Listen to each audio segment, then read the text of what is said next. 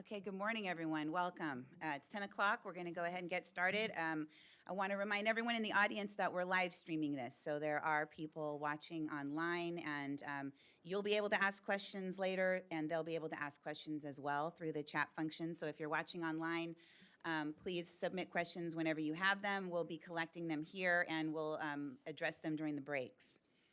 Good morning, welcome. This is our second CalVIP Bidders Conference. We held one in Los Angeles on Tuesday. There were about 50 people in attendance, so a lot of interest in this grant.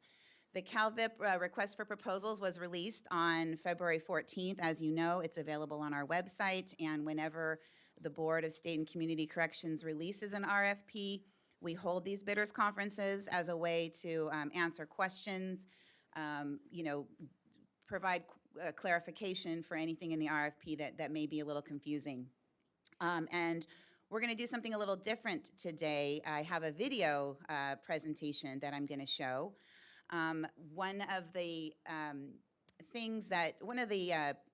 pieces of feedback that we got from the Executive Steering Committee that worked on this grant was they asked whether we do anything to help educate the field on evidence-based practices. And I said, the Bidders Conference might be a good opportunity to do that. So I'll share that with you in a little bit.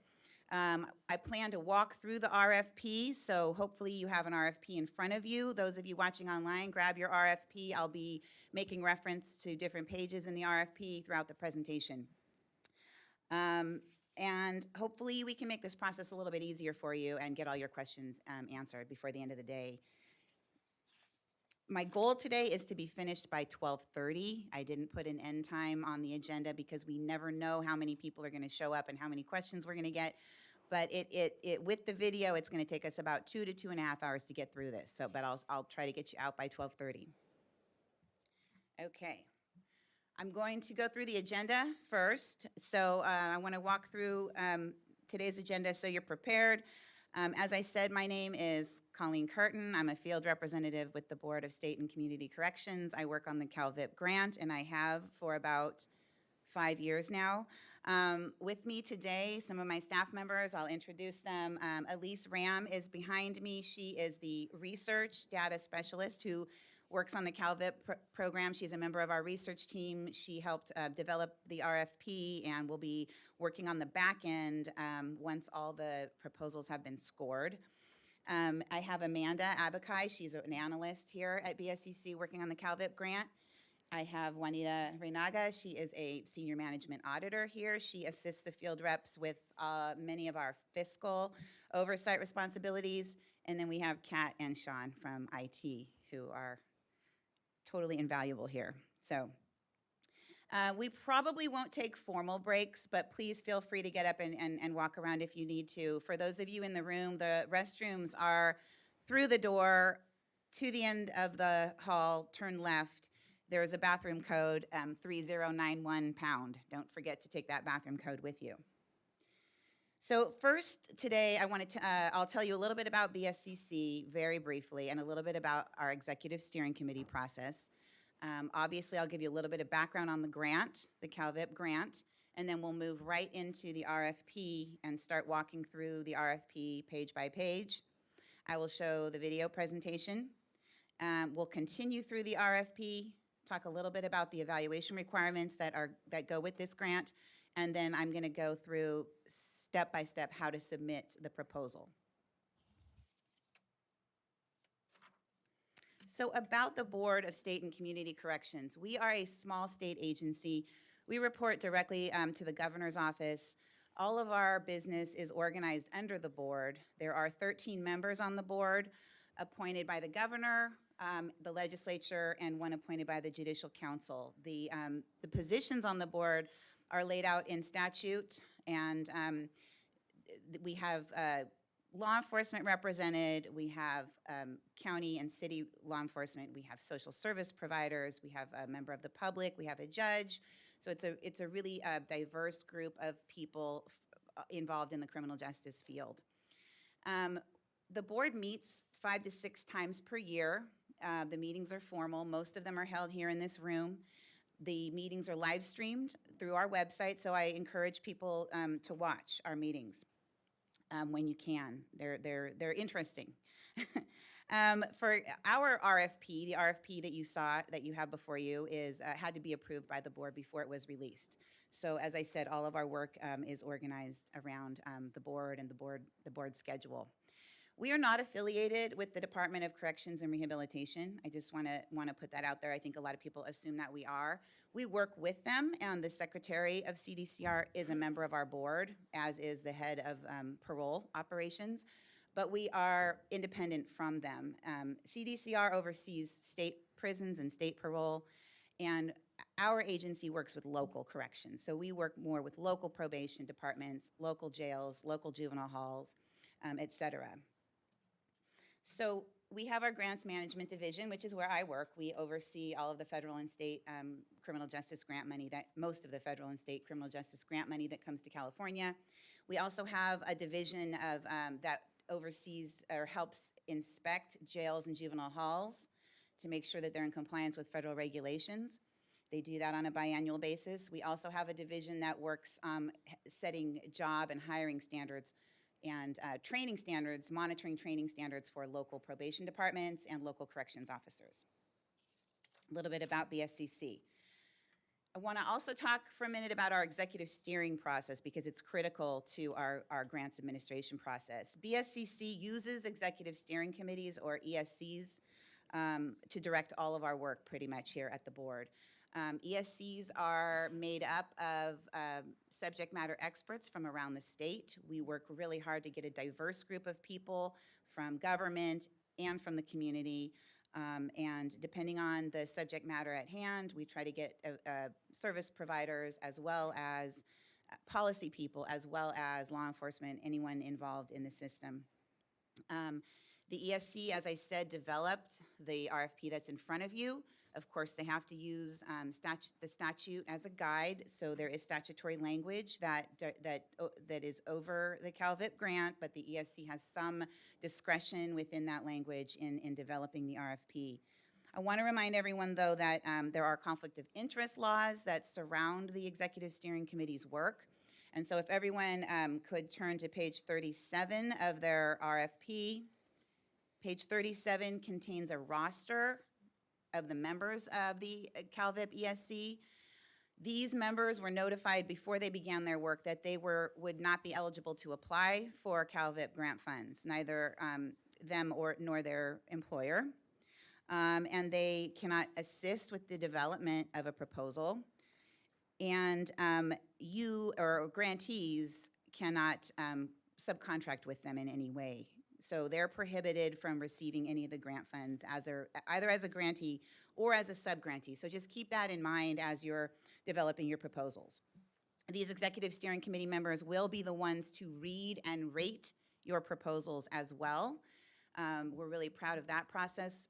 As I said, Elise and our research team work really hard to oversee that process and make sure that it's fair and consistent.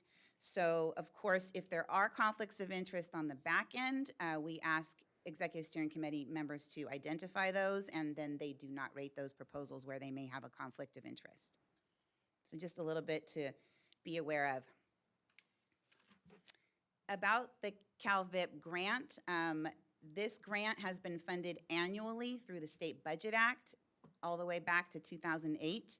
It was previously called the California Gang Reduction, Intervention, and Prevention Grant, or CalGRIP, and 2 years ago, the legislature changed the name to CalVIP, I think to provide a broader focus on violence.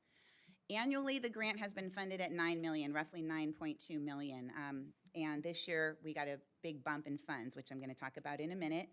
And then this year there was subsequent legislation. This was new, a subsequent legislation that impacts CalVIP.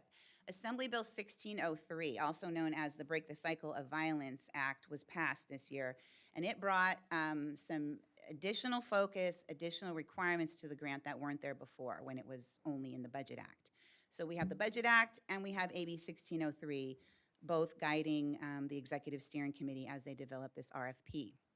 The purpose of the grant in AB 1603 was narrowed to that grants should be focused on improving public health and safety by supporting effective violence reduction initiatives in those communities that are disproportionately impacted by violence, particularly group member-involved homicides, shootings, and aggravated assaults.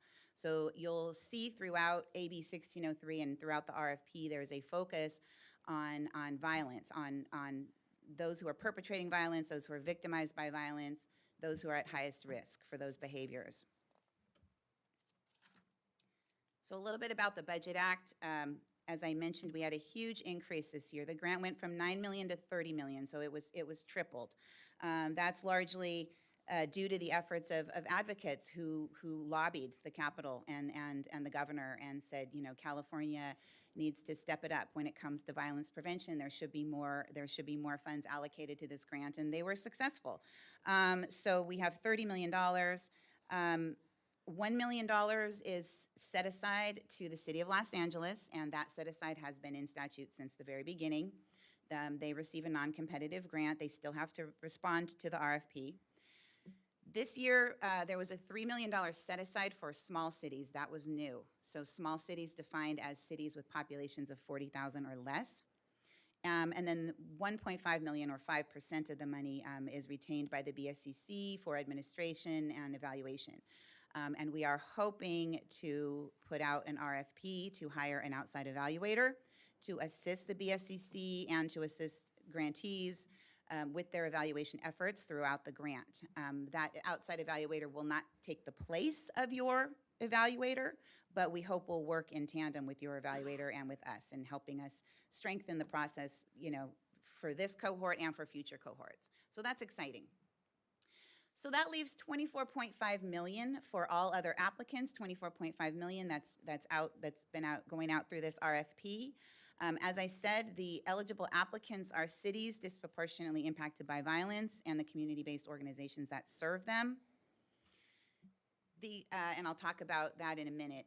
The grant period, this is important. The grant period is 3 years, July 1, 2020 to June 30 of 2023. That's the project period. There is an additional 6 months. There will be an additional 6 months on the contract for grantees to wrap up their data collection and evaluation efforts, submit their local evaluation report, and also submit their financial audit. I'm going to talk in a minute. We have a new requirement this round that all grantees must conduct a financial audit on the grant. So the audit will cover the 3-year project period. So this is new, that we have this 6-month tail to be able, you know, to allow you to wrap up that work while you're still under contract, so that you can pay your evaluators, you can pay your auditors. Grant work, though, the project delivery must end June 30th, and all expenses incurred in that 6 months must be for either the audit or the evaluation efforts, and we'll be monitoring that.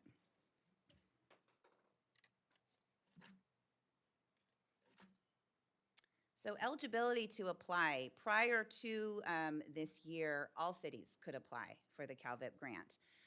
Legislation this year narrowed that to only those cities disproportionately impacted by violence, and AB 1603 defined what that means. And as I mentioned, CBOs and small cities. So essentially there are 3 categories of eligibility. These 3 categories will compete independently. So if you're a CBO, you will not be competing against a city, and vice versa. And small cities will only compete against small cities. So the first category is cities disproportionately impacted by violence. That was laid out in statute. If your city had experienced 20 or more homicides in 2 of the 3 preceding years, you fall into this first category of eligibility. And there were 29 cities that fell into that. I'm sorry. There are 29 cities total that fall into the disproportionately impacted by violence category. There are 3 subcategories. One was 20 or more homicides for 2 of the 3 preceding years. One was 10 or more homicides and a homicide rate that was 50% above the state homicide rate. And the third sub-criteria was 7 or more homicides and a state homicide rate that's 25% or more above the state's homicide rate. So taking those 3 sub-criteria into account came up with 29 cities. Those cities are listed on table 1 of your RFP. Any community-based organizations that serve the residents of those 29 cities is also eligible to apply. I had a question on Tuesday about whether the CBO could serve, as long as they serve residents of those cities, could they serve residents outside those cities as well, for instance, in the county? And the answer is no.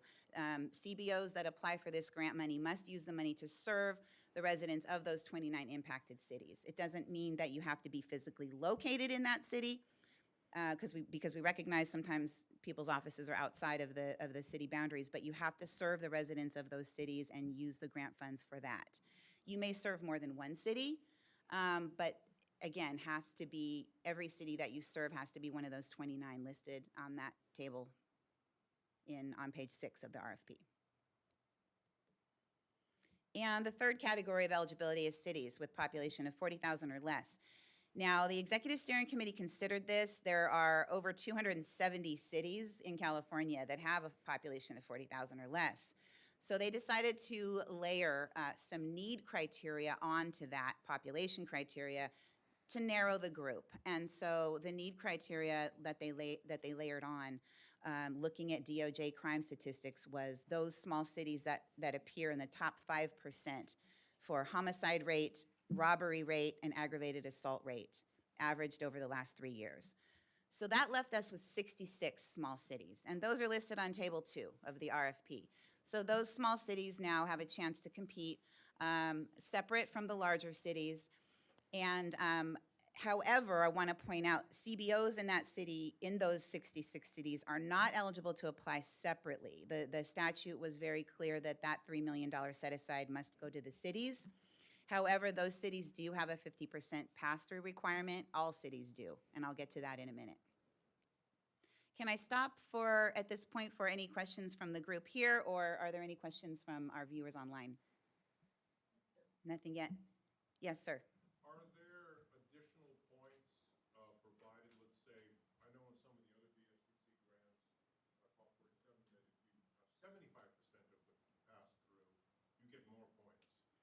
Is there any point aspect to say, or any advantage to this?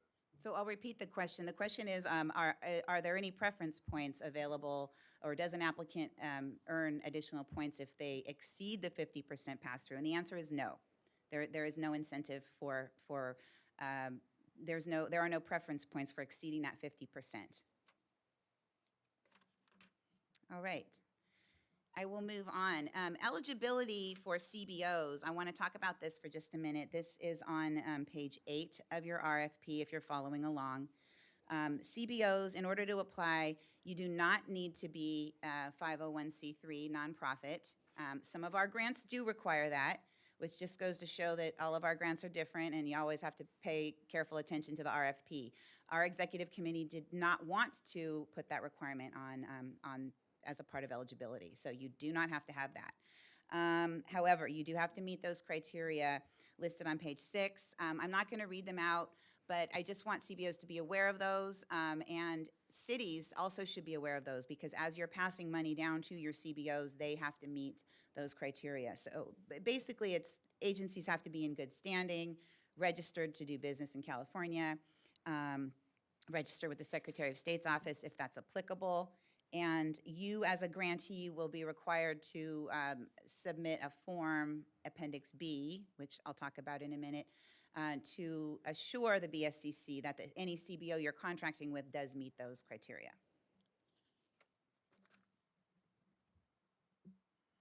I want to talk about the funding distribution for a moment. This chart is located on page 9 of your RFP. So as I said, there was a $3 million set aside for small cities. That set aside was in statute, so this was non-negotiable. That left $24.5 million. The ESC talked about whether and how that money should be split up, and they decided to divide that money in half, so that 12.25 would be available to city applicants and 12.25 would be available to CBO applicants. And as I said, the effect of that division of funds is that each of these 3 categories compete independently for that money. If there are not, and I should mention, we'll talk about scoring in a moment, but if there are not sufficient eligible applicants in Category 1, then we would move to Category 2 and so on once we're down through the ranked list. But this is the set aside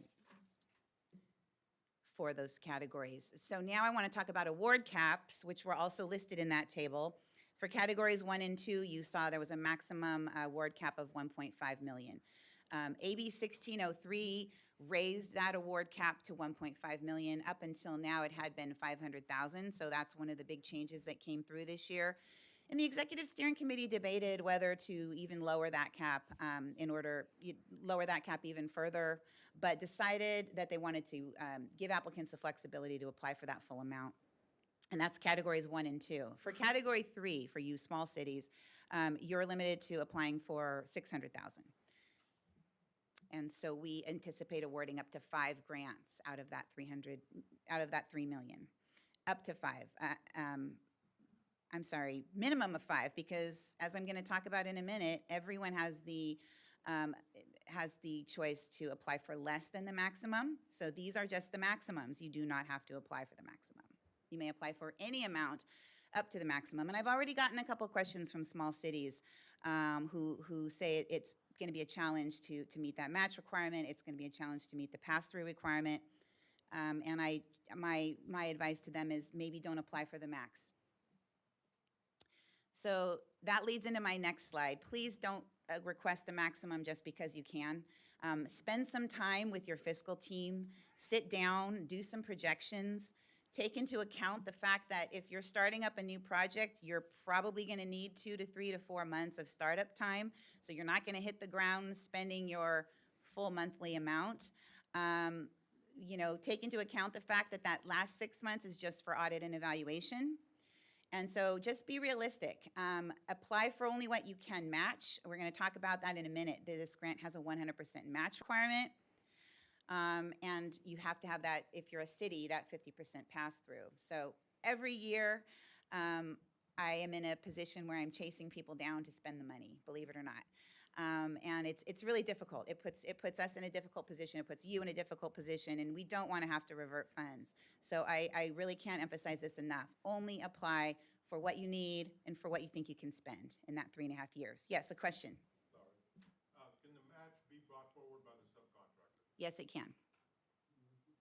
I'm sorry, the question was, can the match be brought forward by the subcontractors? And my answer is yes. However, I would just caution that the grantee ultimately is responsible for the match. So I have seen cases where the subcontractor, has dedicated or promised to contribute some match and isn't able to come through, and the grantee says, what do we do? And I say, you've got to come up with it somehow. So I would just caution you. Yes? I'm wondering, would you accept a proposal from the city and a CBO within that city as well? Absolutely. I thank you for bringing that up. The question was, can a city apply and a CBO within that city? So cities are restricted to only one application per city. The application can come from the city itself or from a department within the city. So the department can be the applicant. However, only one per city. But there are no restrictions on the number of CBOs within a city that can apply. Every city every CBO is considered independently. And if you're a current grantee, you can apply as well. Yes, question? So about AB 1603, you said that the grant amount had essentially tripled, correct? Correct. Was this a one-time injection of cash, or will this be like an ongoing revenue source? Great question that I did not address. We expect this is a one-time infusion of cash. We have a commitment from the governor that this grant will remain going forward, but will most likely go back to the $9 million annual allocation. CBOs that have received funding, they're already in the cohorts. Are they going to be reviewed separately? Is there a certain percentage of the money that's going to go to refunding versus No. new applicants? No, so the question, I guess everyone heard is, our CBOs that are currently receiving funding, will they be considered separately? There are no restrictions on current grantees. So if you're a city or a CBO receiving money as either a direct grantee or a sub-grantee, you're eligible to apply. Because first of all, we recognize the cohort 1 grantees are ending April 30th, so those will be over before this grant even starts.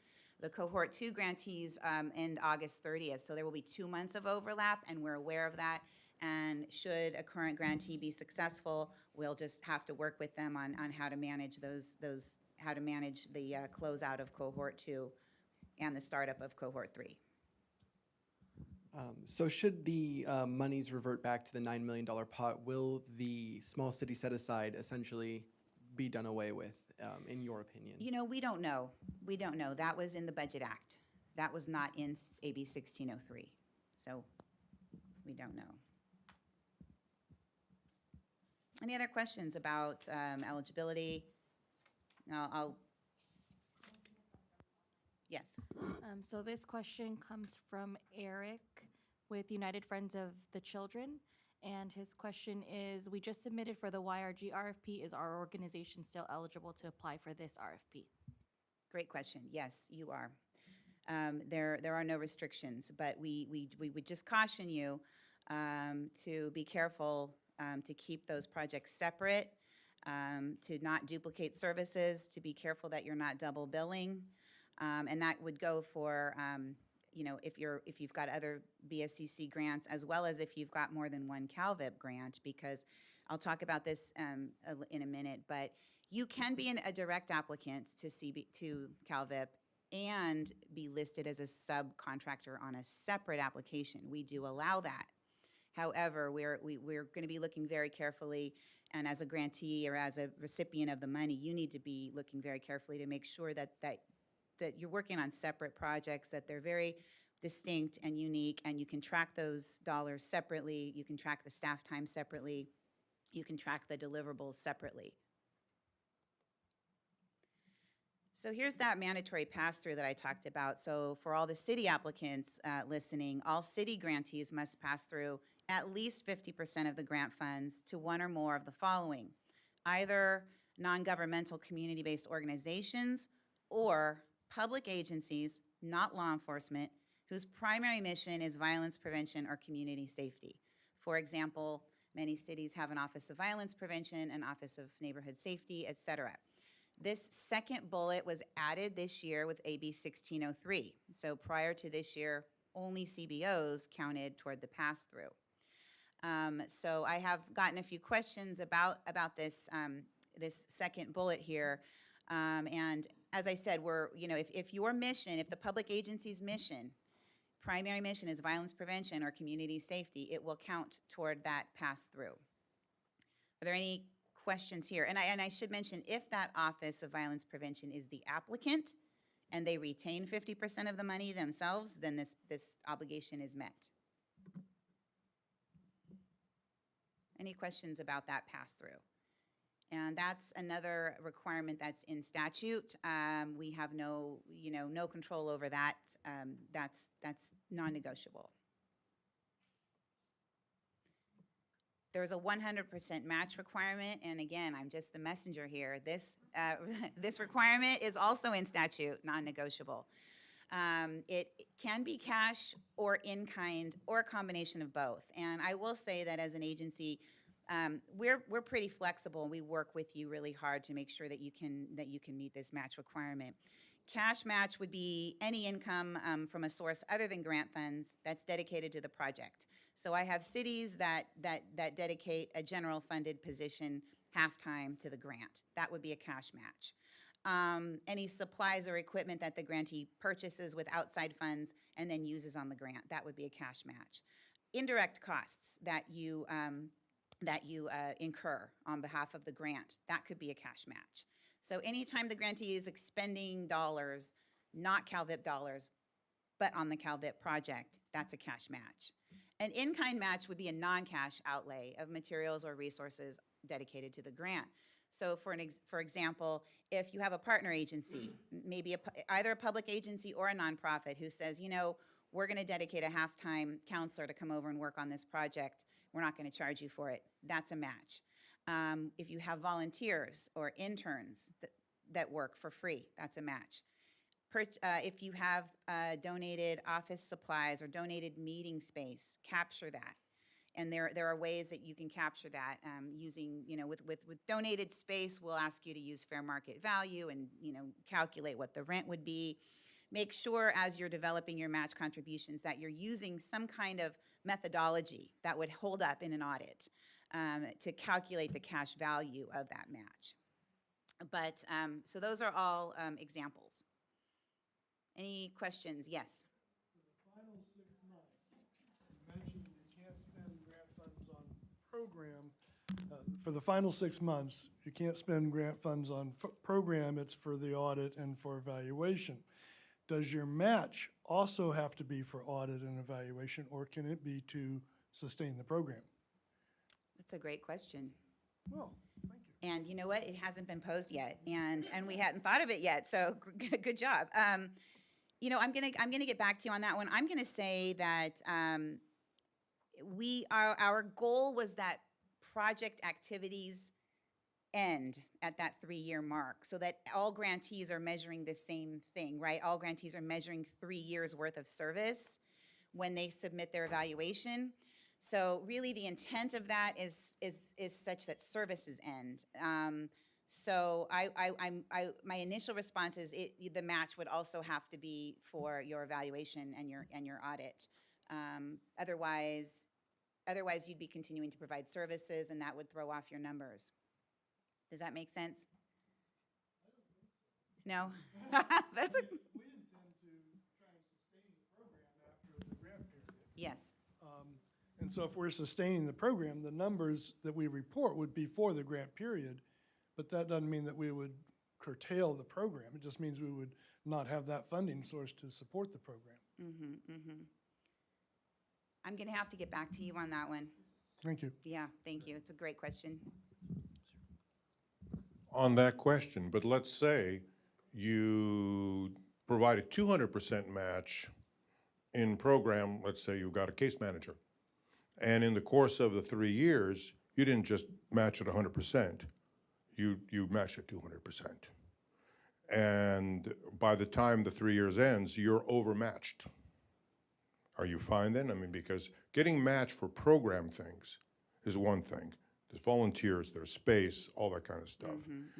Finding match for an auditor and outside services, outside cash services, that's another matter. So that's my question is, as long as the total amount of money is matched sometime within the period of time that we're involved, that the contract is involved, would it not then be sufficient? Yes, of course. Once you meet your 100% match, you've met it. I do want to caution, we recommend that people not go over the 100% match as they're developing their budgets, because whatever you include in your budget is going to be audited. So why be audited for more than you need to be audited for? So we know that that grantees do dedicate more than that 100%, and we always encourage you to track it separately, include it in your final evaluation report. You know, show your funders or show your city council, hey, this is what it really costs to run this program, but don't include it on your budget, don't include it on your invoice. And then the other part I would say is, I'm sure you'll have some staff time, administrative staff time, assisting the auditor and in assisting the evaluators. And that staff time, I would say, could count as match. So as long as it's dedicated to the overall evaluation efforts and the audit efforts, we will allow it.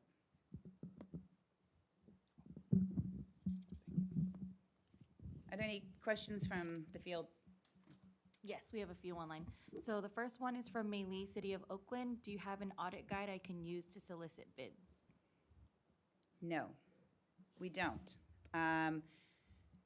We don't at this time. Whatever is in our grant administration guide, this is a new requirement for us, so we're still working it out. We do require it to be an outside auditor. We require it to be program-specific, just for the CalVIP grant, and we will allow you to dedicate $25,000 of the grant funds toward that audit. But beyond that, we don't have anything at this point. Okay, we have another one from Emma from Catholic Charities East Bay. If the project serves multiple cities, could match funds that pay for services in a different city than the one we apply for be used? As long as it's one of the 29 cities listed on Table 1. Yes. And then we have one from Lauren from County of San Diego. Are county agencies, probation, sheriffs, and purchasing and contracting departments eligible for the match requirement? Yes. Any type of partner agency is eligible for the match. So we recognize you work with community partners, faith-based partners, county partners, school districts, anyone can be a partner on this grant and contribute to the match. Okay, and we have one from Jean from San Francisco Police Department. Do you have general written guidelines for in-kind match for our use in discussions with our fiscal? Yes, I do. Yes, we do. And what we have is available in our grant administration guide. Our grant administration guide is available on our website. And I can make sure, if you go to our homepage and you click on grants, it's going to take you to our grants page. And on the right-hand column, you'll find a link to BSCC Grant Administration Guide. And there are more directives in that grant administration guide pertaining to match and pertaining to audit. So Maylee, I'll get back to you on that audit question. And then we have one more from Emma, again from Catholic Charities. Can staff time for assisting auditors and evaluators be budgeted for in the last 6 months, i.e. not used as match but paid for by CalVIP funds? Yes.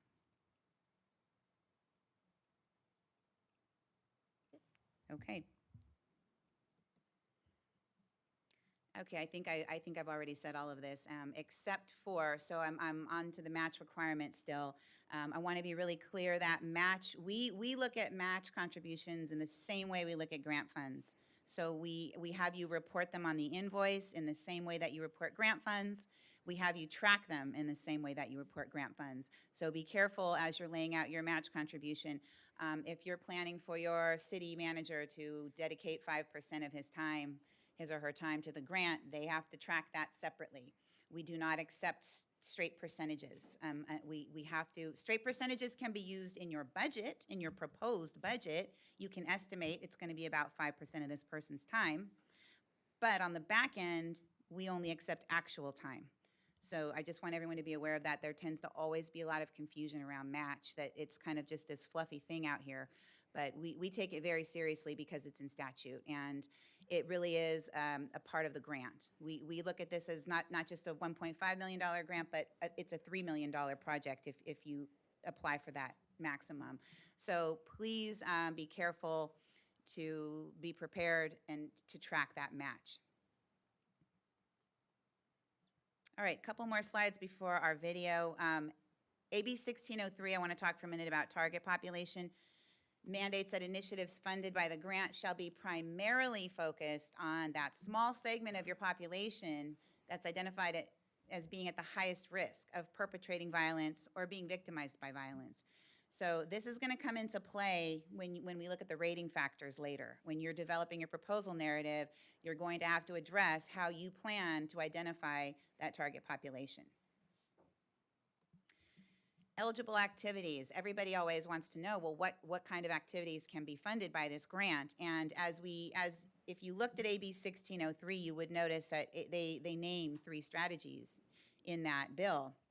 And one was focused deterrence, also known as ceasefire. One was evidence-based street outreach, and one was hospital-based intervention. Those 3 strategies were named in legislation as examples.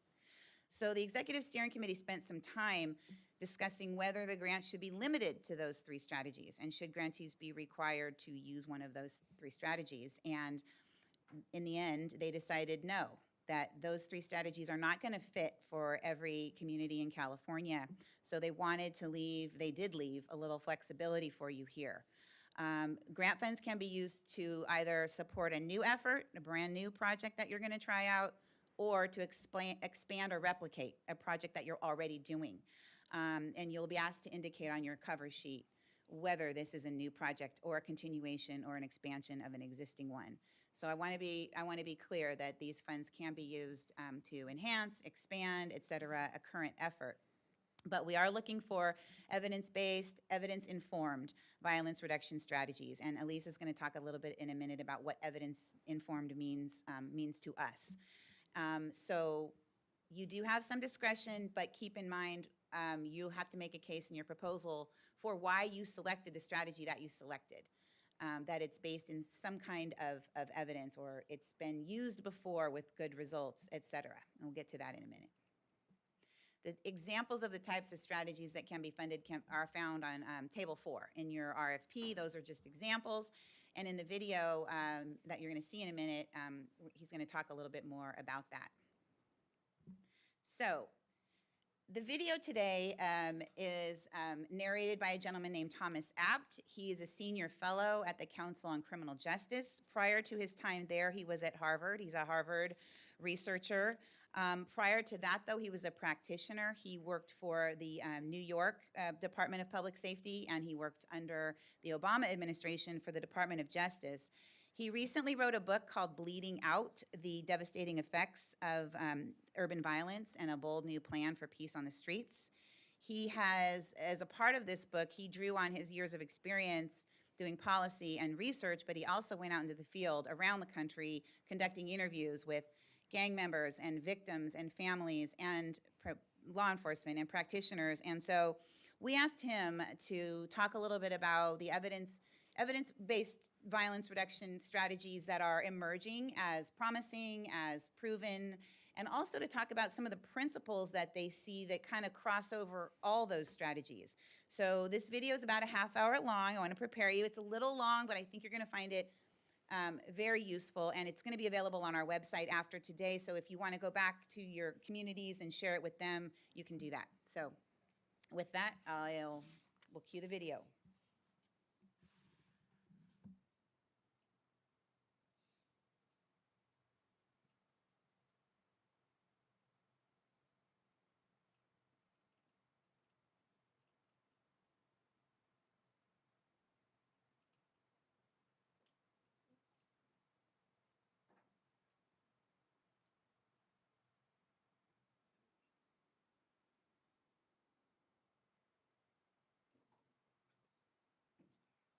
My name is Thomas Abt. I'm a senior fellow at the Council on Criminal Justice, and I'm here to give you a presentation about CalVIP and how to successfully and sustainably reduce urban violence. So a bit about what this presentation will be and a bit about what this presentation will not be. This presentation is intended to explain general principles related to evidence-informed urban violence reduction and to help you use these principles in support of your CalVIP application. This is not a specific application guide. So if you have specific questions about how to apply, you should really look to the RFP for those details. And just in case there's any inconsistency between this presentation and the RFP, you should go with what's in the RFP. Okay, with that said, let's move on. First, I want to talk about what works in reducing urban violence and talk about some general principles. These principles are discussed in depth in my book, Bleeding Out: The Devastating Consequences of Urban Violence and a Bold New Plan for Peace in the Streets. This book summarizes the results of over 1,400 individual impact evaluations and has over 50 semi-structured interviews of former offenders, service providers, and law enforcement. The book is intended to be an accessible how-to guide on how to reduce shootings and killings on the streets of our cities. So that is the substance on which this presentation is based. So the first principle in terms of reducing urban violence is focus. To be successful in reducing urban violence, you have to be focused. Why is that? The reason is because urban violence is sticky, meaning that it concentrates among small numbers of people, places, and behaviors. We know from research that the majority of urban violence concentrates among small networks of hot people. For instance, in New Orleans, 50% of killings occur within a network of 600 to 700 people. And in most cities, half of all murders involve a fraction of 1% of the city's overall proportion. Not only does urban violence concentrate demographically, it also concentrates geographically, not just in terms of people, but also in terms of places. And we call those places hot spots, just like we call the people in these small networks often hot people. So in Boston, 70% of shootings over 3 decades concentrated in only about 5% of city blocks. And this is true for most cities. 4% of geography will account for about 50% of your crime. And serious violent crime, such as homicide, is even more concentrated than crime generally. So the takeaway here is that in any given city, including cities in California, a small number of hot people and hot spots are going to account for the clear majority of your shootings and killings in a particular jurisdiction. Finally, with those hot people and those hot spots, there are going to be a few key or hot behaviors, such as illegal gun carrying, that will facilitate violence. And we'll talk a little bit more about that later in the presentation. So, because violence is so sticky, because it's so concentrated, it shouldn't be surprising that the interventions that focus on the highest risk people, places, and behaviors generate the strongest effects. As you can see, this is true for policing, gang prevention, and reentry, but it's not just true in criminology, it's also true in public health. We know that targeted secondary and tertiary prevention programs outperform the more generalized primary prevention ones, and we can see that from these from this Limbo study that examined 15 randomized controlled trials of anti-violence interventions. Now, when you talk about this focus strategy, displacement comes up, meaning people are concerned that if you focus on a specific group of people, other people will become violent, or if you focus on a specific block or corner, then crime just will move down the street or around the corner. But fortunately, over 30 years of social science evidence shows that actually crime does not relocate and it is not displaced. It takes decades of disinvestment to create a hot spot, and it takes, unfortunately, years of trauma to create a hot person. And so these people and places don't move around easily. In order to be successful in reducing urban violence, you also need to be balanced. And what we see is that across the policy spectrum, from enforcement to intervention to prevention to reentry, there's support for both soft and tough approaches. So what we see is we don't see a clear sort of preference in the evidence for one sort of type of strategy versus another. There are very aggressive policing approaches that are successful in reducing urban violence, and there are very supportive prevention programs that are also successful. So we need a combination of both. We need punishment to deter or remove current offenders, but we need to prevention to support and divert offenders of the future. And we need to basically combine the immediacy of punishment with the sustainability of prevention. And if you look across the country, there really is no city that has just arrested its way out of urban violence, but there's also no city that's just programmed its way out of urban violence. There have to be both carrots and sticks. The third principle, in addition to the principle of focus and balance, is fairness. To be successful, you must be fair when you're talking about reducing urban violence.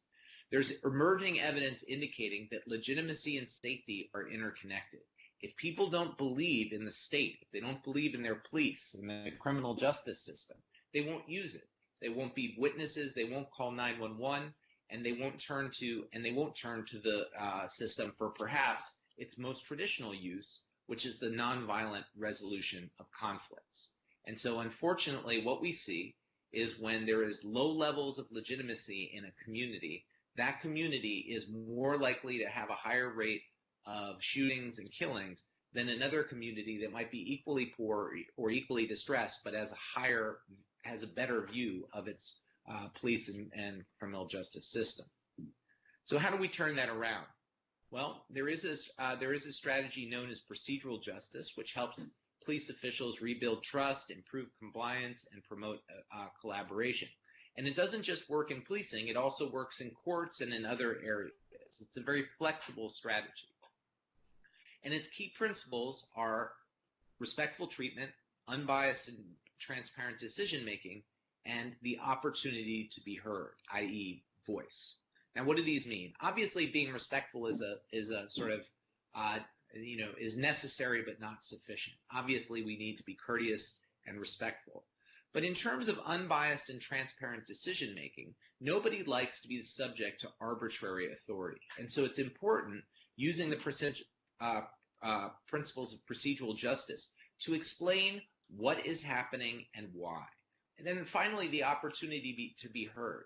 It's very important for people to believe in a process, be that process an employment process or a criminal justice process, that they have an opportunity to be heard, that they get a chance to give their say.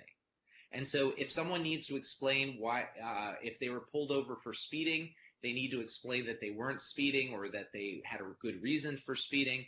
If there's some other encounter, if they're involved in a dispute and they are saying that they were acting in self-defense, all of these things are important in terms of giving a person a say. That doesn't mean turning every interaction with the criminal justice system into a negotiation. It just means, whenever possible, give people an opportunity to be heard. And I just want to point out that this is not just for street encounters. This should be made a fundamental part of the policy-making process. At every stage of policy-making, we should try to be inclusive. We should try to be transparent. We should, of course, try to be fair and courteous. And we should try to give people an opportunity to be heard. So those are the three fundamental principles of violence reduction: focus, balance, and fairness. And again, I'm not making these principles up. I'm summarizing these principles based on hundreds of impact evaluations and looking at those impact evaluations and asking, what do these successful strategies have in common? And the three things they had in common were focus, balance, and fairness. So when we're talking about if crime is concentrated among a small number of people, a small number of places, and a few key behaviors, what are the people-based strategies to work on this issue? What are the strategies that focus on the people side of the problem? Well, generally, they need to take these following 5 steps. The first thing they need to do is they need to identify and engage those most at risk. There needs to be some objective way of identifying who the highest risk individuals are, those individuals who are most likely to shoot or be shot, and then a way to engage them, often through the use of outreach workers, people they know, people they respect, to serve as intermediaries. Once they are engaged, they need to be stabilized by providing safety and security. This is a step that we often overlook. It's important to recognize that these high-risk individuals are not just at risk, they're often in crisis. And so for a person, to move someone right into a job or right into treatment or something without stabilizing them is setting them up for failure. So if a person has open warrants and could be arrested at any moment, arrange a safe surrender and arrange a payment program if they are behind on child support or something like that. If they have ongoing disputes or beefs that make it dangerous for them to be in certain areas, make a plan to avoid those areas, or create a strategy to settle those beefs through street outreach or some other mechanism. Also, try to stabilize their housing situation. Are there relatives they can stay with? Stabilize their food or insecurity or other situations. You have to meet them where they're at. Now, once they're stabilized, then you can begin treatment. And there you need to mistreat the misguided thinking, unsafe and healthy behavior, and the trauma that they have experienced. Most people who have become shooters or at high risk for shooting have been through a lot. And those experiences have traumatized them, and that trauma has made them hypervigilant. And that hypervigilance needs to be treated. That ability to go from 0 to 60 in the blink of an eye, to see threats where maybe there aren't any, or to see an insult where maybe there isn't one. If you don't do this treatment, and I'll talk more about this in a little bit later, all your other efforts are going to be harder and maybe unsuccessful. So, for instance, one of the reasons that we see employment-only approaches, just getting a person a job, not succeeding, is because they don't address any of these stabilization issues or treatment issues. The same thing would be true for any type of standalone education approach. If there's no stabilization and treatment component, they often won't work. And so, as you can see, once someone is stabilized, once someone is treated, then we can move on to offering opportunities such as education or employment. And unfortunately, we have to recognize that even if we do all 4 of these steps, some people will still persist in violent behavior. And those people have to be punished with swift and certain sanctions. So what are some concrete examples of strategies that have been proven to work? I'll begin with cognitive behavioral therapy. And what you see here is on the right side of the screen is a forest plot. And a forest plot is basically a way of showing all of the various studies on cognitive behavioral therapy. And so every one of these dots is a study, as you can see. And if they're to the right of one, that means they had a positive effect on recidivism. If they're to the left, they had a negative effect. And the lines in between those little squares are the confidence intervals, so how sure we are. And at the bottom, you can see just to the right of the one, a little diamond. And that diamond is the average effect. And what you can see is that the average effect of cognitive behavioral therapy, after looking at 58 separate individual tests or studies, is a positive one, a means odds ratio of 1.53. What does that mean? That means that CBT was 1.5 times, people who had CBT were 1.5 times less likely to recidivate, get rearrested or reconvicted, than people who didn't receive CBT. And what we see is that CBT is able to create about a 25% average reduction in recidivism. But for the strongest programs meaning about 1 in 5 of the programs, they can generate recidivism reductions of over 50%. Now, what is CBT? CBT is the answer for that hypervigilance, that traumatized person who has that problematic thinking and problematic behavior. CBT is not Freudian. It's not all about your mommy and daddy. It's very now focused, and it's very concrete. It says, let's look at some situations in your life.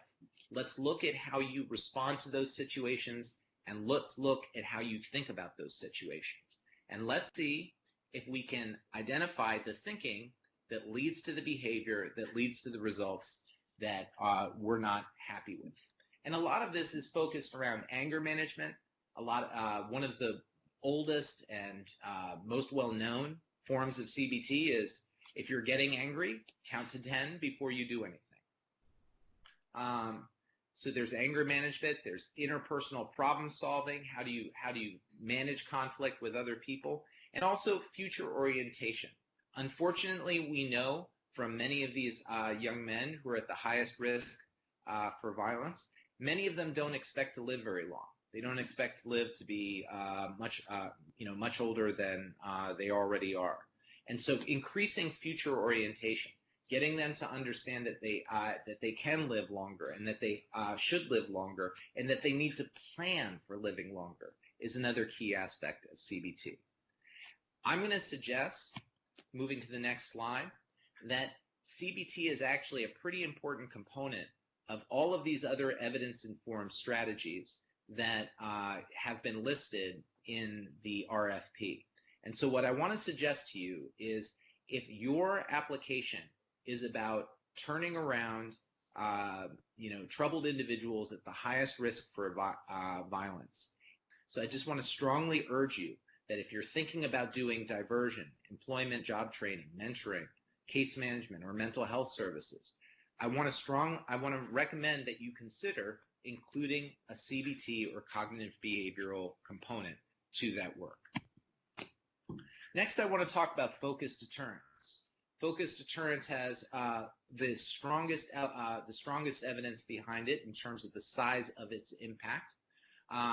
Focused deterrence is a partnership-oriented approach to reducing urban violence. As you can see here, 24 tests were performed. 19 of the 24 generated noteworthy crime reduction effects. And if we're looking specifically at gang and group violence, 12 out of 12 programs achieved those effects. The standardized mean difference was 0.383. The gang and group violence effect size was 0.657. Now, what does that mean in plain English? I will tell you. 0.657 is a very strong effect size. What it translates to is reductions of shootings and killings of 30%, 40%, 50%, 60%. Big changes. And so what I'm saying is focused deterrence doesn't just work, it has a significant impact. So what is focused deterrence? Focused deterrence is a partnership between law enforcement, community members, service providers, and often academics that come together to identify the highest risk individuals and groups and to present them with a unified message and a unified challenge. And that challenge has both an element of empathy and an element of accountability. The message is basically this. The message is to these individuals from the partnership, we know you're doing the shooting and it has to stop. If it stops, we will help you. If it continues, we will stop you.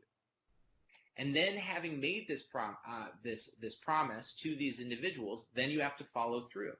And those individuals who, after hearing this message, are willing to try to change their lives, they're offered services and support and treatment.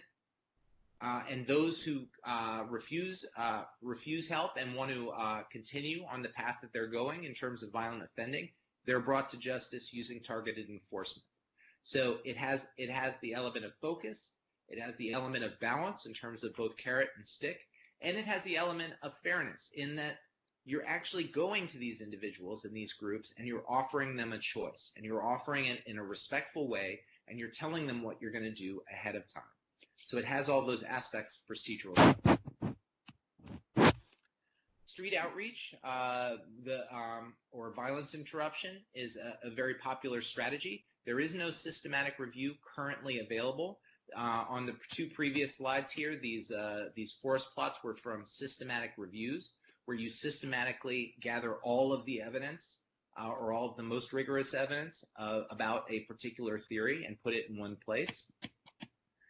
We don't have one of those for street outreach, although I am working on one right now. But street work, which is the use of gang, street, or outreach workers to identify and address conflicts, basically do conflict mediation, has a mixed but promising record.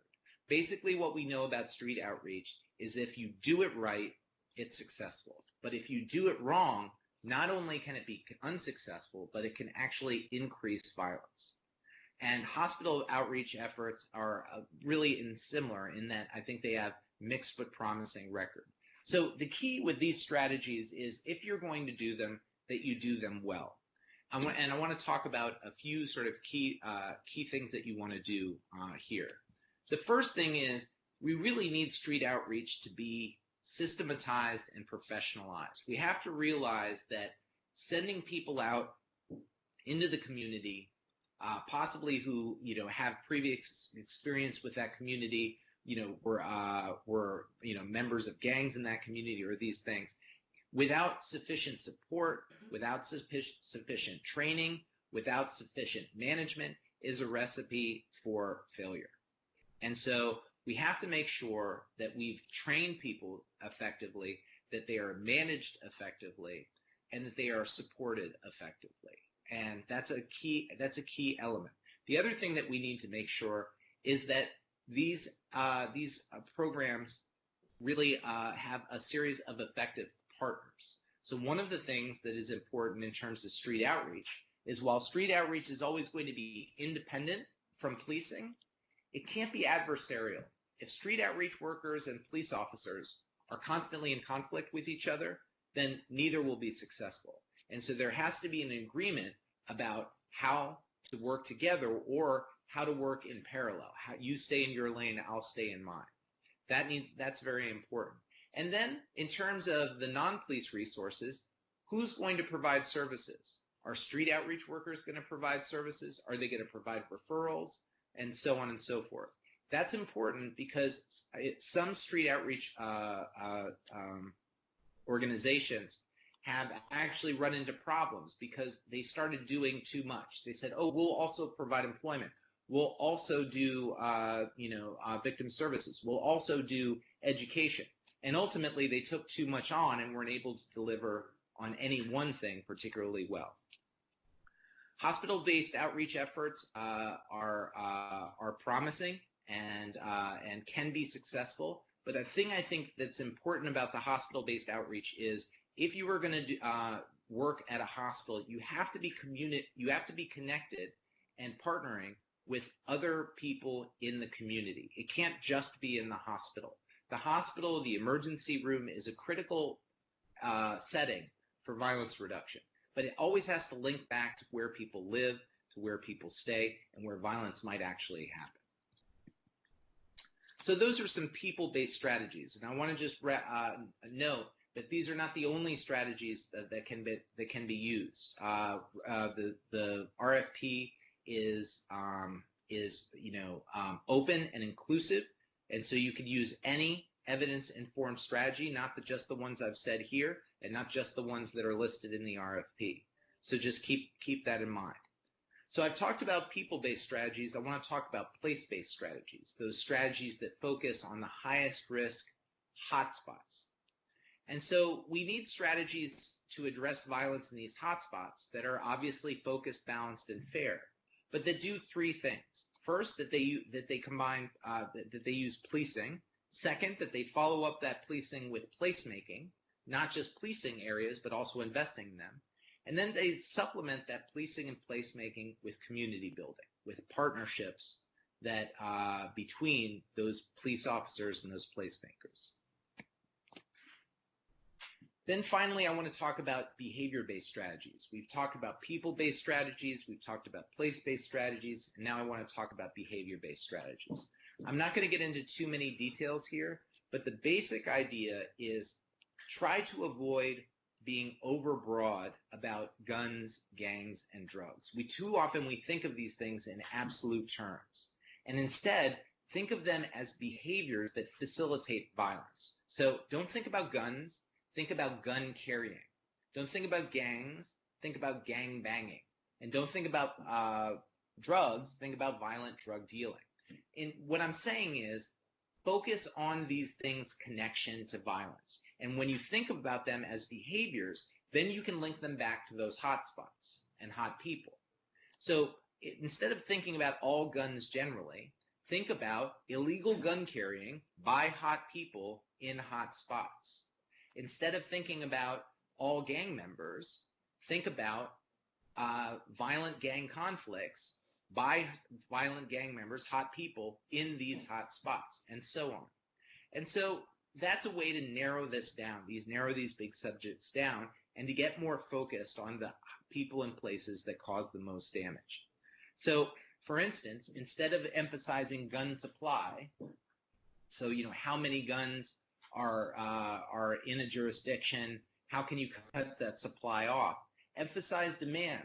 Try to focus on reducing the demand. Try to of these hot people in these hot spots. Make sure that people know that if they are in these, that we know who these people are, and if they are in these dangerous areas, they're going to receive some attention. And if they have a gun on them, that could get them in trouble. In terms of gang identity, instead of focusing on gang identity, focus on group behavior. If someone calls themselves a gang member, but they're not involved in violence, are they really our top priority? I think the argument is no. Unfortunately, we've been studying gangs for decades, but we don't know a lot about how many gangs there are, how much gang crime there is, and importantly, how to reduce gang membership and gang crime. We have to remember why we were interested in gangs in the first place. We were interested in them because they were associated with violence. And so we need to focus on the specific gangs and the specific gang members who are responsible for that violence, not all gang members generally. There's a big difference between a gang member who is a known shooter and a gang member who likes to sell weed to his gang. you don't need the same strategy for those two individuals. And there's a big difference between a gang that is associated with many conflicts and lots of violence and a group of kids from a neighborhood who call themselves a gang, but don't get involved in violent conflicts. You need to be able to prioritize. And the same thing is true of drugs. Not all drugs are going to be connected to violence. And so you need to focus on the drugs and drug dealing that are related to violent drug conflicts. And for the others, try to have a more public health-oriented approach, since there are evidence-based approaches to drug treatment. So those are sort of the key evidence-based principles. I've talked to you about the key principles of focus, balance, and fairness, and I've also introduced you to a few key strategies in terms of people-based strategies, place-based strategies, and behavior-based strategies. Finally, I just want to go over a few key challenges. And one of these challenges is identifying at-risk people and places. You know that the RFP is asking that you work with only the highest risk individuals, only the individuals who are most likely to become involved with violence, either as a perpetrator or as a victim. And they're also asking you to do the same thing in terms of hot spots. Now, identifying these hot spots is relatively easy in terms of crime mapping. You use police data. You run that police data for the past 3 years. You put the pins where the homicides and shootings have happened, and you can see the concentrations. That's not hard to do. But identifying hot people is a bit harder. Now, when individuals are younger, meaning youth or adolescents, they often don't have an extensive criminal or juvenile record. They're too young for that. And so for those children, you need to use risk assessments. And these risk assessments need to be evidence-based. Some people are concerned with risk assessments, but there are ways to do these risk assessments that are better than using just human judgment and are better able to reduce bias and things like that. One of the things that we need to recognize is that not every kid who is in need, who is from a low-income background, who is struggling in school or substance abuse, not all of those kids are at high risk for violence. And you need to restrict your services to those children or youth or adolescents who are at the highest risk for violence. And so you need some objective criteria for doing that. And using a good risk assessment tool is one way to do that. Now, for adults or young adults, they have more of a track record. And so you can actually look at their prior conduct and their current associations. And so for them, you can use gang audits, meaning assembling information about which gangs are in which places and who do they have conflicts with and why do they have those conflicts and so on and so forth. You can also use homicide reviews, reviewing each homicide incident over maybe a year, 2 years, or 3 years, identifying the perpetrators, identifying the victims, looking at the underlying dynamics to identify the people and places that keep coming up again and again. And you can do the same thing with social network analysis, which basically uses police data to generate networks of criminal offenders based on whether they've been arrested together, whether they have a criminal case together, and you can start seeing who is connected to who. This is very important because in reducing violence, one of the key aspects of that is preventing retaliation. So if you know who people are associated with, if there's a violent incident, you can immediately engage those people and say, hey, we know you know this person. We know you may be considering retaliation. Please don't. Let's talk about how we can work out alternatives. And so these are some of the tools that you can use. This isn't an exhaustive list, but this is just some of the list. But basically for youth, you need to identify risky behaviors that, if unaddressed, could lead to violence. But for adults, you actually need to look on their actual conduct, their criminal record. Have they been arrested for weapons offenses? Have they been arrested for violent felonies? Are they associated with an active and violent gang? All of these things are objective criteria that can be used to identify hot people. What you don't want is a list of risk factors that's really just a matter of someone's opinion. That's something that you need to avoid. Well, that's the end of the presentation. I hope this was helpful, and I wish you the best of luck. Again, this presentation isn't intended to tell you everything you need to know about implementing evidence-based approaches to urban violence. It's intended to give you a feel and a place to start and a good posture for moving forward.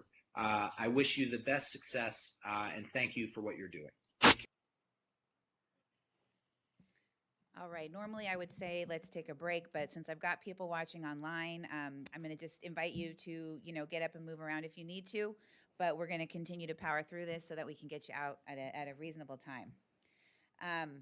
So I hope you found that valuable. I believe it or not, that was a little bit shortened from his original video that he prepared, and I'm going to have the longer version and the shorter version available on our website. The longer version is about 46 minutes long. I tried to cut it down, but I think I've already had people ask, if they can show it to their local communities, and yes, we will have it available online. So again, that was meant to be sort of a guide. I think he has a lot of useful information. It's not going to apply to everybody, but I think helpful as you begin to think about, your strategy and how you'll reach that target population. So real quick, he following up on sort of the discussion around strategies and what kind of strategies to use, other eligible expenditures that are allowable under this grant. I want to talk about that for a minute. CalVIP funds can be used to purchase meals or snacks, items or activities used as program incentives, and participant support items. I want to make everyone aware of that. A lot of you who have had grants in the past know that sometimes these things were not allowable. They are allowable. However, we are finalizing some written policies and procedures here at BSCC that we hope to put into effect prior to this grant being awarded, that you'll have to request prior approval for all of these items, even if they're in your budget. So you can propose them in your budget, and you may be awarded, but we are going to work with you one-on-one as the grant progresses, as you need to purchase these things. These items are scrutinized a little bit more. And I want to talk about travel, participant travel. A lot of our grantees use travel as an incentive for participants, and so our requirement is that any participant travel that exceeds $100 per day will need prior approval. So those are a few points I wanted to make moving on. And before we get to evaluation, I'm going sort of in order of the RFP here. On page 15 of the RFP for cities, we have two additional requirements. There's Appendix G and Appendix H that you have to submit. These are not scored. They are only used to determine eligibility, compliance with eligibility requirements. Appendix G is an agreement to collaborate and coordinate with existing resources. This is statutory language. All cities that receive funds have to agree that they will collaborate and coordinate with existing resources, so that appendix has to be signed by your authorized officer. Cities are also required to convene a coordinating and advisory council to help prioritize the use of the funds at the start of the grant. You may use an existing body to meet this requirement, but you just have to have a list of the members of that council attached with your proposal. And I saw a question. You want to? It's related to the eligible expenditures. Sure. And I can wait if you're going to go into budget more later to ask these. Go ahead and ask now. Okay, well, a couple of ones I had is, in terms of participant support items, are things such as like safety relocation, certain, safe passage. I see that as long as it doesn't exceed $100 per day. Also like youth stipends, because we do, we work around a peer model, and they wouldn't be paid youth, but they'd be stipends. And so I didn't see that in the guide that's on the website as well, so I just had some of those questions. Yeah, good question. So we're updating our policies and procedures to be a little more specific. What we've learned over the past few years is we're not going to be able to anticipate every possible scenario that comes in front of us, and so we're not going to be able to legislate everything, which is why we're asking for prior approval on these items. But yes, we do allow stipends to be paid to participants. We do allow work support items, job training costs, work equipment. We have allowed for housing relocation, housing assistance. All of those are eligible costs that you can include in your budget. But we'll be asking you, for documentation on the back end and making sure that you're monitoring and tracking those expenditures appropriately. All right, I'm going to ask Elise to come up and go through some of the criteria around the evidence-based practice, the principles of evidence-based practice, and your project evaluation requirements.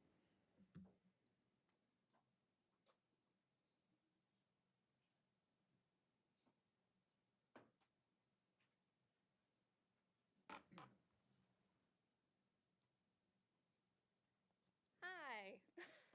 So one of these days I'm just going to hop over the table instead of taking it all the way around. Okay, so as Colleen said, I'm going to be covering a couple of pieces of the RFP concerning evidence-based practice and the project evaluation requirements that you'll have to cover in your application. Ooh, that thing's finicky. I'm projecting so well. Thank you. So everything I'm going to cover for you today is going to be relatively high level. Any grantees that successfully are awarded funding will have a lot more information given to them later, particularly about evaluation requirements.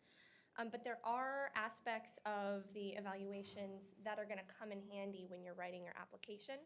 So we want you to be aware of those as early as possible so you can build a good foundation for your application, your project, and the evaluations that will happen later. So first I'm going to cover using the principles of evidence-based practice.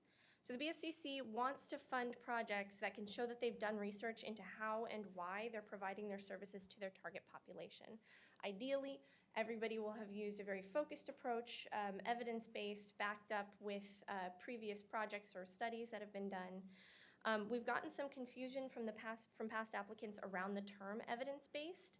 All we mean is that we're looking for project models that use data-driven decision-making practices during the development, implementation, and the later appraisal of your project. So you can show us that you're using these practices by addressing the 3 principles of evidence-based practice that we have outlined in your RFP when you're writing your application. So I'm going to go over those 3 principles now. So the first one is there evidence or data to suggest that the intervention strategy is likely to work? You need to support your project methodology by showing that you've developed your chosen practices based on documented evidence. You need to discuss in your application how your project model works toward reducing violence while considering the needs of the target populations that you have involved. So ideally, your target population and your plan of intervention or activities that you have will work together neatly.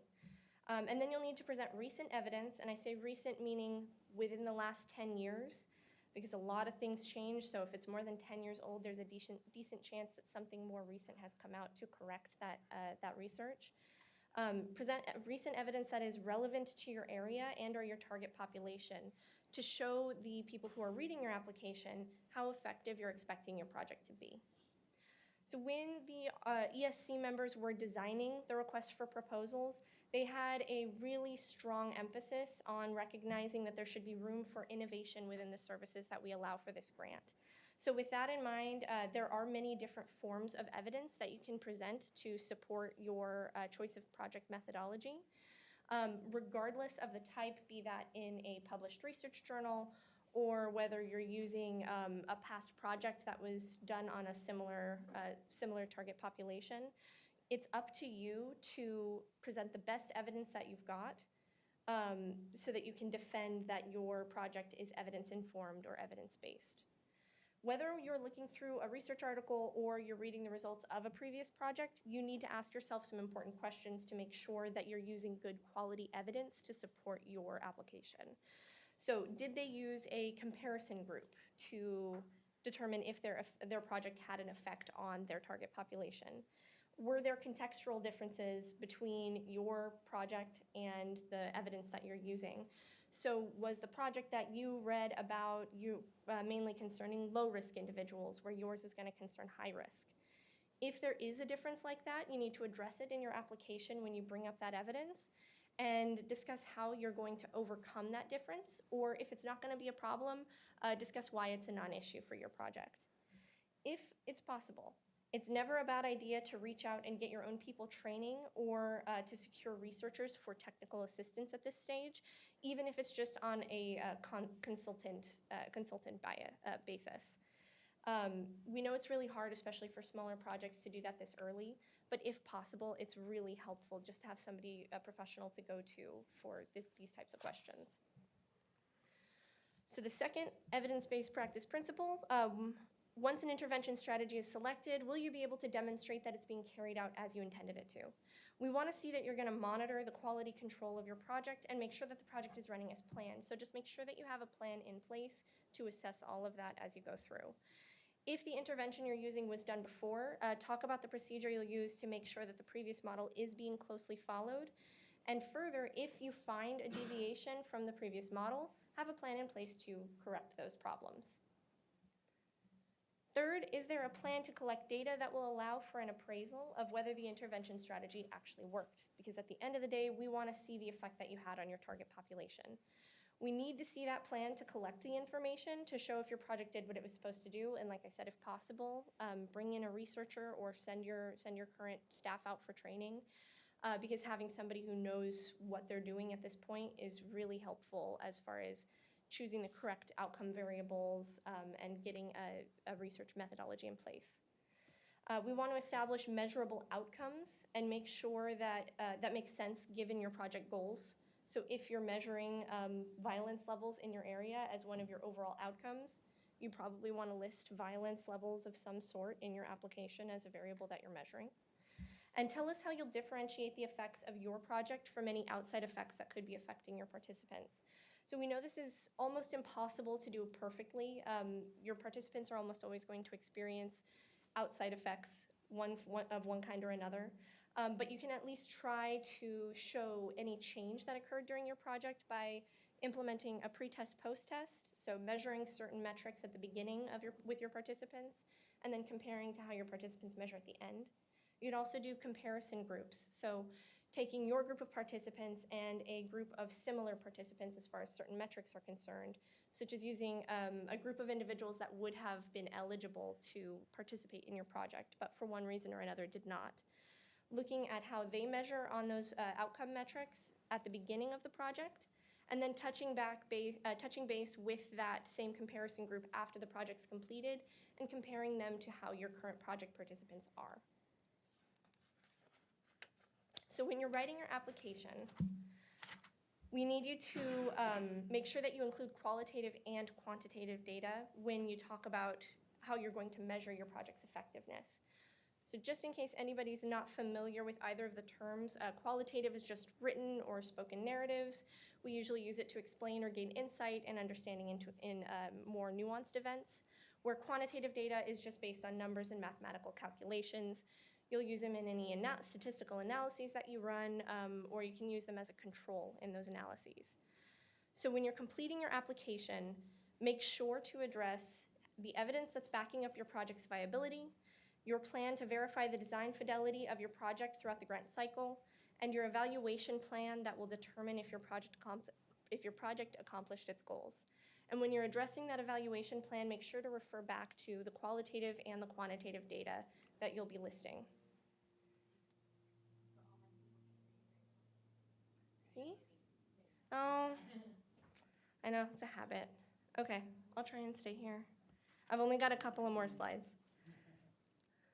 All right, so last section, the project evaluation requirements. So anybody who is awarded grant funding will be required to submit evaluation documents to the BSCC. And we want to make you aware of these requirements now so that you can build your proposals with them in mind. There are pieces of your application that are going to travel from the application phase into the local evaluation phase and then into the report phase. So I'm gonna cover what each of these requirements are. and then kind of touch back to why it's important to know about them now. So first we have the local evaluation plan, which is due 6 months after you receive the award, and it just serves as a check to make sure that our grantees have a plan in place for assessing how well their projects do. Because the last thing we want is for you to complete your project only to find out that the methodology for assessment that you planned on using either wouldn't be effective or wouldn't give you an accurate result. The LER is due after the project fully completes, so after you've completed using any grant funding for project activities. And its main purpose is to determine and document whether the overall project was effective in meeting your goals and your objectives. So this is your opportunity to show us how successful the project itself was. Now, relating back to the application. In the application, you're going to tell us what the goals and the objectives of your project are. You're going to let us know what your evaluation plan is and what variables you're planning on using to measure to tell us about the success of your project. When you write out the local evaluation plan for anyone that receives funding, you'll go back to your application and you'll pull those goals and objectives and you'll list them in a little more detail. You'll take your evaluation plan, you'll get into a little bit more detail there, and you'll include as well all of the variables that you listed in your application. So when you're writing out your applications, the stuff that you put in them is going to be relevant for a few years. So we need to make sure that everything that you've got in there has a foresight attached to it. Because what does all this mean for you right now? When you're writing your application, we really want you to keep some key things in mind when you're making decisions about your project. So when you're choosing your intervention strategy, think about how you're going to measure the success of your project or whether that strategy was effective for your target population specifically. When you're listing the goals and objectives in your application, try to think of ways to measure the progress toward those goals throughout the project using both qualitative and quantitative methods. And when you're indicating specific data collection methods in your application, consider whether or not you're going to need partnerships in place to collect that data.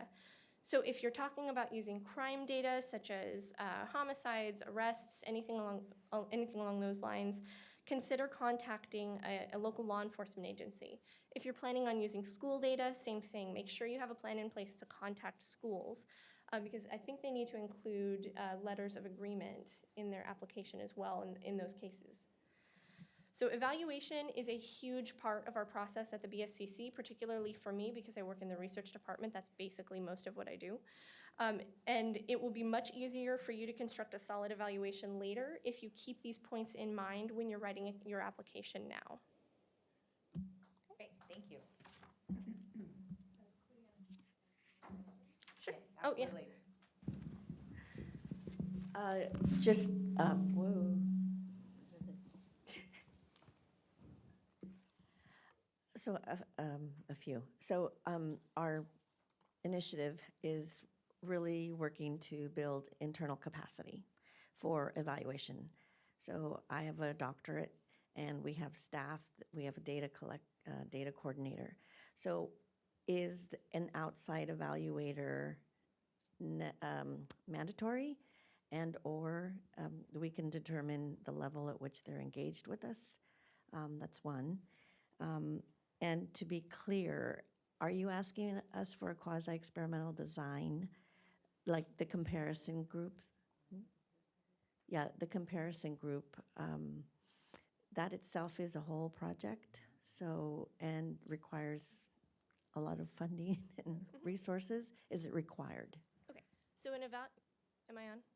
Okay, an evaluator is not required for your project. We just highly encourage them if your project needs it. Outside evaluator, thank you. So if you have the capacity to do that within your own program, that's totally fine. But a lot of projects don't have that. So in those cases, we do recommend they reach out to an outside evaluator. As far as the quasi-experiment, that isn't required. I wanted to give you examples of how you could go about proving that your project was the cause of the effect. So you can do a pre-test, post-test within your own participant sample, and there are other options out there as well. Those are just the two main ones that I wanted to throw out to give just some examples.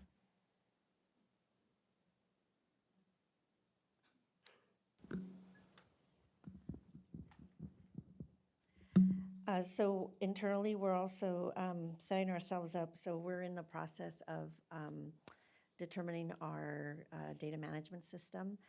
Would these funds be available for, say, to support us in doing our Salesforce management onboarding? I'll address that question. Yes, you could use a portion of the grant funds for that purpose. However, what we want to look at is, CalVIP can't pay for you to set up your entire database for your entire agency. So if you were to come up with a methodology whereby you could determine, what portion of your total operating budget does CalVIP represent and apply that, you could charge that percentage, let's say, toward the development or installation of a new case management database, just for example. So yes, that. Any other questions coming in? Yeah, we have some questions online. So the first one is from Donette from Fighting Back. To clarify, if we're not within the cities identified, are we not eligible to apply? Yes, that's correct.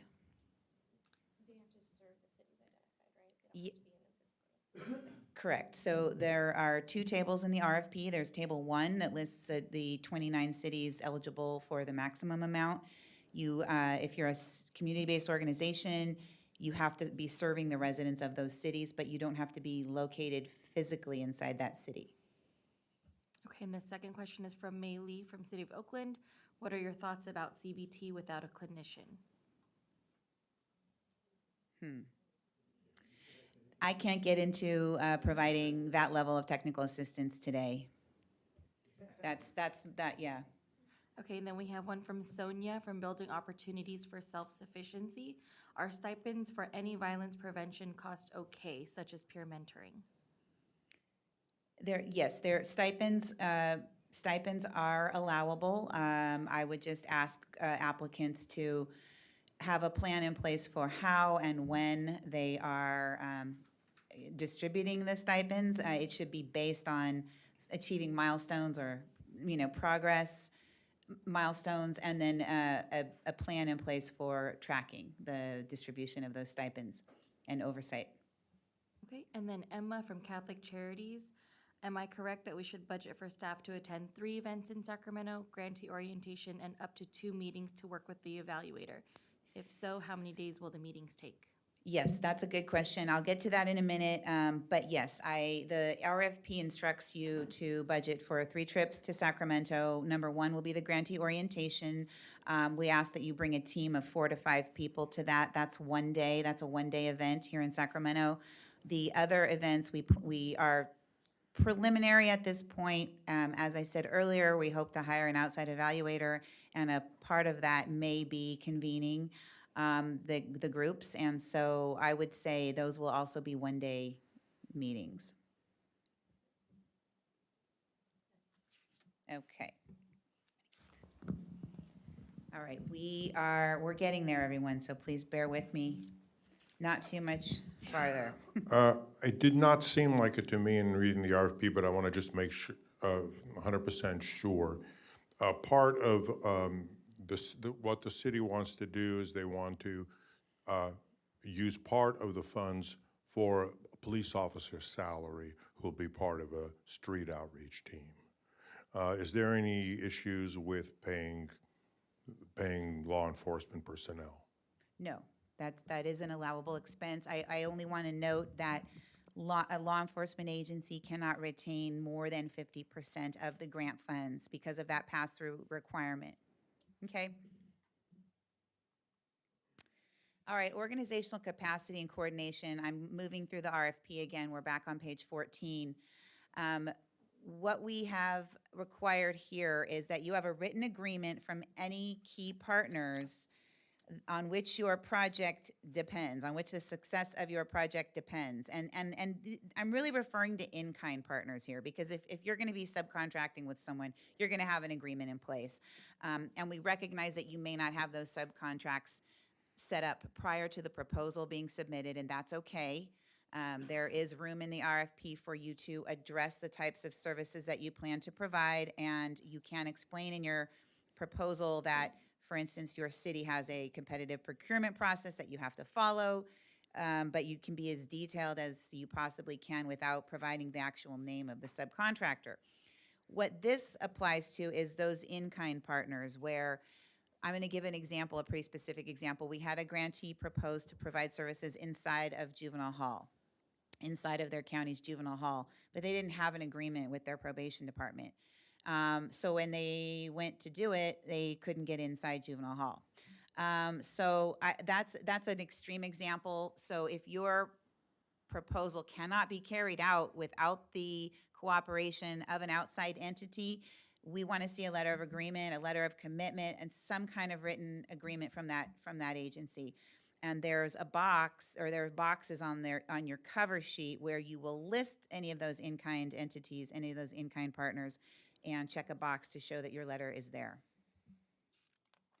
And if you don't have that agreement and for some reason you get awarded the grant and later we find out you didn't have the appropriate agreements in place, it's likely your grant could be terminated. That would be grounds for termination. You would be unable to achieve your deliverables. So general grant requirements, oh yes, question.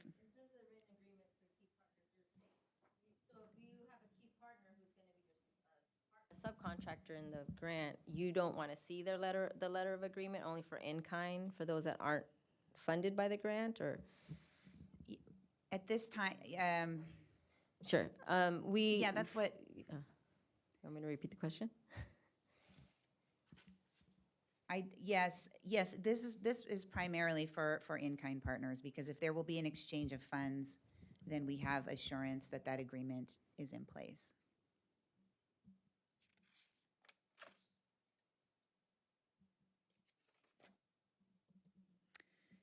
So pages 17 through 20 cover just some general grant requirements. These apply to all of our BSCC grants. I want to just advise everyone that Appendix J contains a sample grant agreement. That's the contract that your agency will sign upon acceptance of the grant funds. So if you have an attorney, you might want to have them look at it. It's got all the nuts and bolts in there. It's got a sample invoicing schedule, sample progress reporting schedule, et cetera. Prior to any funds going out, we will require a board resolution, governing board resolution, or some other assurance that the person who has signed the proposal has the authority to do that. You don't need that with the proposal, but you will need that to come in after you're awarded and before funds can be dispersed.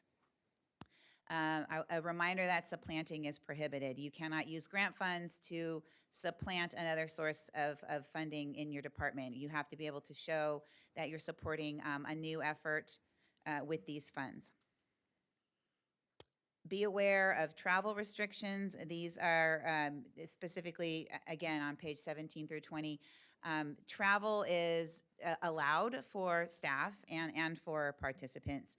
However, prior approval is required on most travel. Out-of-state travel particularly needs prior approval and is scrutinized. There are several states that the state employees are prohibited from traveling to, and therefore we can't use grant funds to travel to those states either. So just be aware if for some reason you think you're going to need out-of-state travel for your staff, that's going to have to go through a pre-approval process.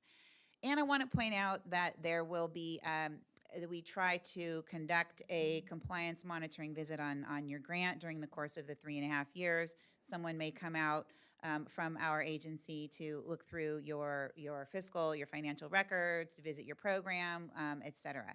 So that process is described briefly in the RFP, and there is a compliance monitoring checklist available in the appendices, so you can take a look at what we look at when we come out. Few more of the general requirements I want to go over in a little more detail. Invoicing and reimbursement. This is, I think, particularly important for community-based organizations to pay attention to. You will have the option of deciding whether you want to invoice us on a monthly or a quarterly basis at the start of the grant. Once you choose, though, you pretty much have to stick with that. This is a reimbursement-based grant, which means BSCC reimburses you in arrears for expenditures that you have already paid out. so, or already incurred. So I think I just want to make everyone aware that you really have to be able to carry operating costs for the first few months, because our reimbursement process is not speedy. It can take 30 to 60 days. We review the invoices internally here, and once the invoice is approved internally, it goes over to the state controller's office. The state controller's office cuts a check. We do not have electronic funds disbursement available at this time. I hope we will someday, but we don't right now. Right now, we send you a paper check. So I just want to make everyone aware of that. I have had a few organizations that have been surprised by that. They've had to take out personal loans, et cetera. I really don't want anyone to be in that position, so I want to make everyone aware of that up front. Any questions about the invoicing process? I mentioned earlier, we have this new audit requirement. It will be a financial audit, program specific just to the CalVIP project. We're not looking for an audit of your entire organization, covering July 1, 2020 to June 30, so the 3-year project period, and due to the BSCC on December 31st, so 6 months for your auditor. It has to be an outside auditor. It cannot be an internal staff person, and it has to be, they have to be a CPA. You may budget up to $25,000 in grant funds for that purpose. You may use match or a combination of both. Question? So the last period ending June 30th, the last period ending June 30th, and we put in for reimbursement by July 15 or whatever, and then we get 30 to 60 days later get paid, and then that has to be included in the audit? Yes, all expenditures up through June 30th, up to and including June 30th. Okay, so the auditor would then be working November and December is when they'd be looking at the reimbursement that we, up to whatever that timeline is after that last payment of the audit, the Yes, fines. Okay. yes. And that's why we put 6 months in there. This is new, so we're kind of Right. piloting this. And Gotcha. if there are kinks, we'll probably learn about them, but you have 6 months. Yeah, for so the we need auditor to to set work that with time you. up ahead of time. is Yes, just what I'm thinking. absolutely. Okay, thanks. Absolutely. So going all the way back to July 1 of 2020, all the way through to June 30 of 2023. Quarterly progress reports. Elise touched on this, but quarterly progress reports will be a part of your grant requirement.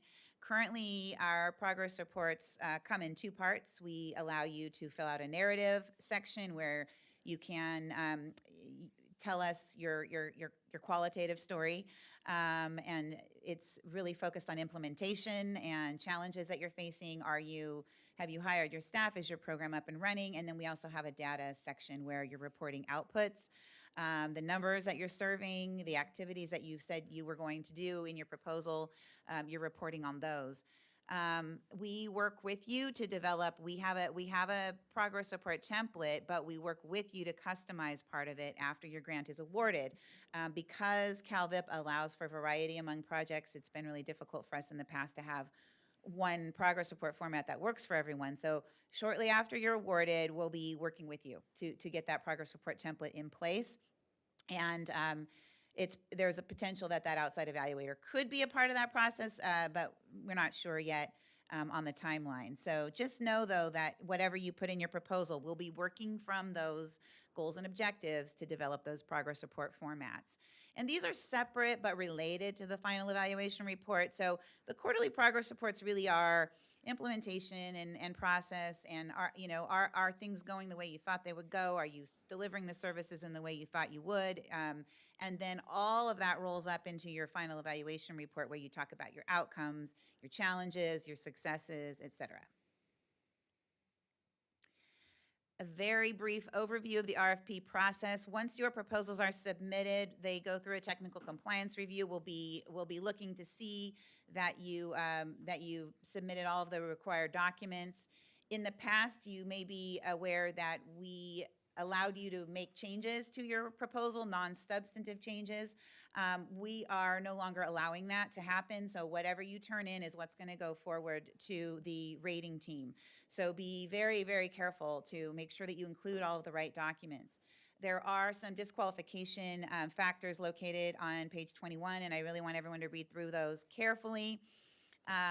Your proposal could be disqualified if any of these are found, any of these bullets are found to be true. So missing documents, format and spacing and page limits not followed, et cetera. So please pay very careful attention to those. Once the proposals are through the compliance review, they will go forward to the Executive Steering Committee, who will be reading and rating those proposals over the course of about a month. Key dates here, this is in your RFP.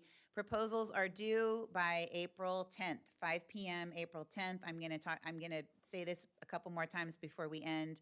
5 p.m. by email. We do not require a hard copy. That's new. No hard copy, email only. The proposal rating process will happen end of April, early May. Once the proposals are scored and ranked, they will be put forth for the board for final approval at their June 11th meeting. We will be providing notice to successful applicants in June, and new grants will begin July 1. And we're hopeful that we'll be convening you in early August for that grantee orientation that I mentioned. Okay, important. This is really important. The rating factors. This is what your proposal will be scored on, nothing else. These rating factors right here, this is on page 22 of your RFP, and we're going to go over them in some detail. These rating factors were developed by the Executive Steering Committee. So throughout the course of their discussions, and they met over the course of 4 days, they decided that these were the most important factors on which your proposals should be scored.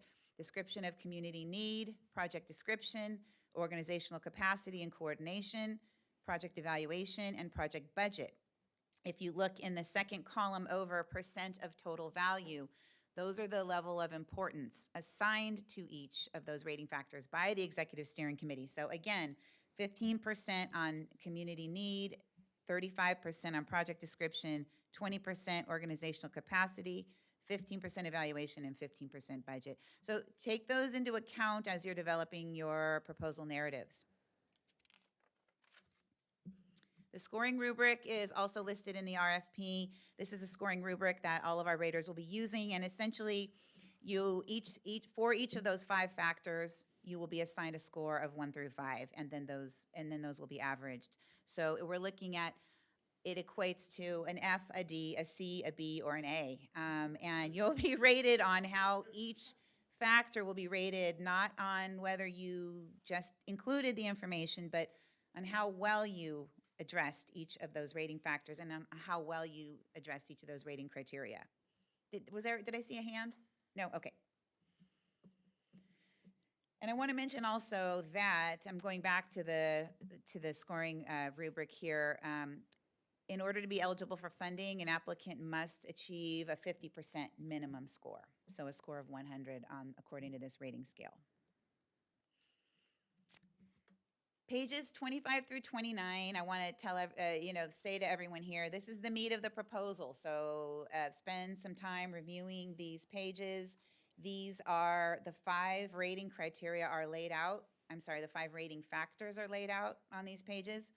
And then you'll see under each rating factor are bulleted rating criteria. That is what your proposals will be scored on, nothing else.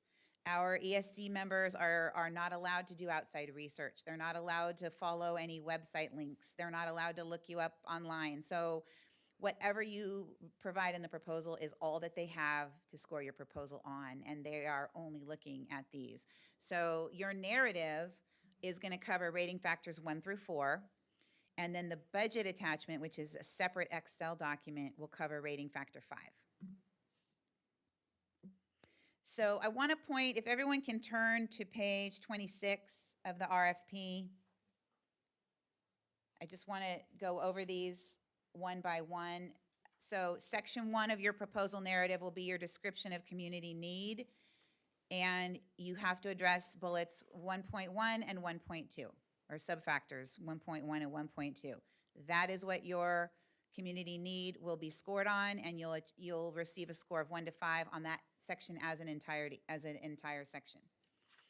Turning to page 27, project description, you can see that there are 3 subfactors there, 2.1, 2, and 3. Please read through those carefully. That's what your project description will be scored on, nothing else. Section 3, organizational capacity and coordination. There are 5 sub-bullets there. Read through those carefully, and so on. Section 4, project evaluation, page 29. Elise touched on this, and I've had people ask, well, if we have to turn in an evaluation plan 6 months after the grant is awarded, what is it that you're looking for here? So what we're looking for here is just a high-level outline of what you plan to, how you plan to evaluate this project. The raters are just going to want to see some assurance that you've thought about this, that you didn't just kind of pick a strategy and say, well, we hope it works, that you've really thought about how you are going to measure the outcomes of that strategy. And then section 5 is the budget. There are 3 sub-factors there. We're very near the end. What I'm going to go through right now is the components that will be included in your proposal package. These start immediately following page 86 of your RFP. So once you get past page 86, the pages are no longer numbered. This is your proposal package.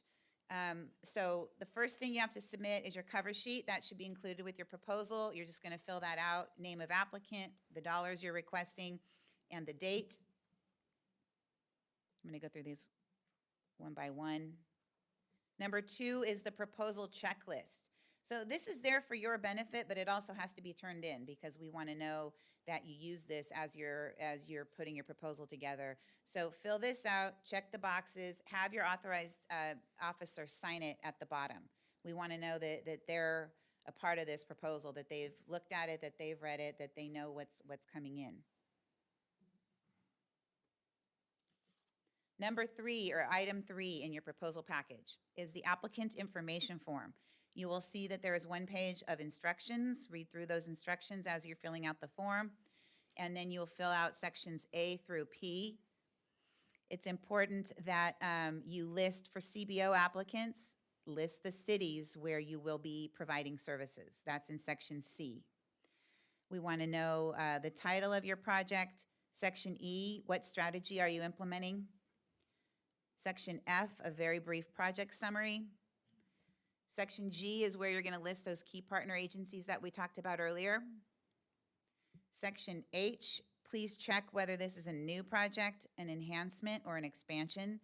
The ESC members requested that this be there because as they go to read your proposal, it helps for them to have the context of whether this is something brand new that you're starting from scratch or something that you're continuing. List the grant funds requested. For city applicants only, section K lists the pass-through amount. And then the next sections are your project officials. And I just want to point out that the project director and the finance officer have to be different people. They cannot be the same individual, and they have to be employees of the applicant. Okay, the 4th piece of your proposal package is the proposal narrative. And if you look there, we've actually given you a pre-formatted template to use. You don't have to use it, but it's there. It's pre-formatted with the 1-inch margins, 1.5 line spacing, and 12-point font. And it's got the 4 project headers there that you'll be responding to. And refer back to those rating criteria and those rating factors as you're developing this. Cannot exceed 12 pages. The 5th piece of your proposal package is the work plan. The instructions for the work plan are on page 86. We ask that you keep it to 1 page only. Use the pre-formatted template that's provided. There's 3 goals that are listed there. If you list your top 3 goals, if you have more than 3, if you don't have 3, list 2. But use that form, and you can manipulate that form as you need to make it fit onto 1 page, but 1 page only. All right, the 6th piece of your proposal package will be the budget attachment. This will come in separately. So your narrative and all of the attachments you will put into a PDF and email that to us. The budget will come separately. No one's going to be able to read this slide, but I wanted the people who are watching at home to know what I'm looking at here. I had some handouts over there. The first page was the instructions for the budget table. So the budget worksheet, the budget attachment is an Excel workbook. There are 2 tabs at the bottom. One tab has instructions, so please read through those instructions before you develop the budget, and this is what the instructions look like on this slide right here. It tells you what to put in each category. There are 9 budget categories, as you can see. And then this is the worksheet itself. The worksheet is auto-populates, so you are not going to fill in the top section. You're going to start with each of the categories below. You're going to fill in the line item detail and the narrative. Once you fill in the line item detail and you have a total there, those totals are going to roll up and auto-populate that top table. This is another piece that's fairly new. We've tested it. We think it works well, but you let us know if you have difficulties, obviously. As you move through it, you'll see that we've formatted it to 4 pages. The ESC does not want to get more than 4 pages on a budget. So this worksheet, you should be able, if there are lines that you don't need, you should be able to delete those lines and use that space somewhere else where you might need it.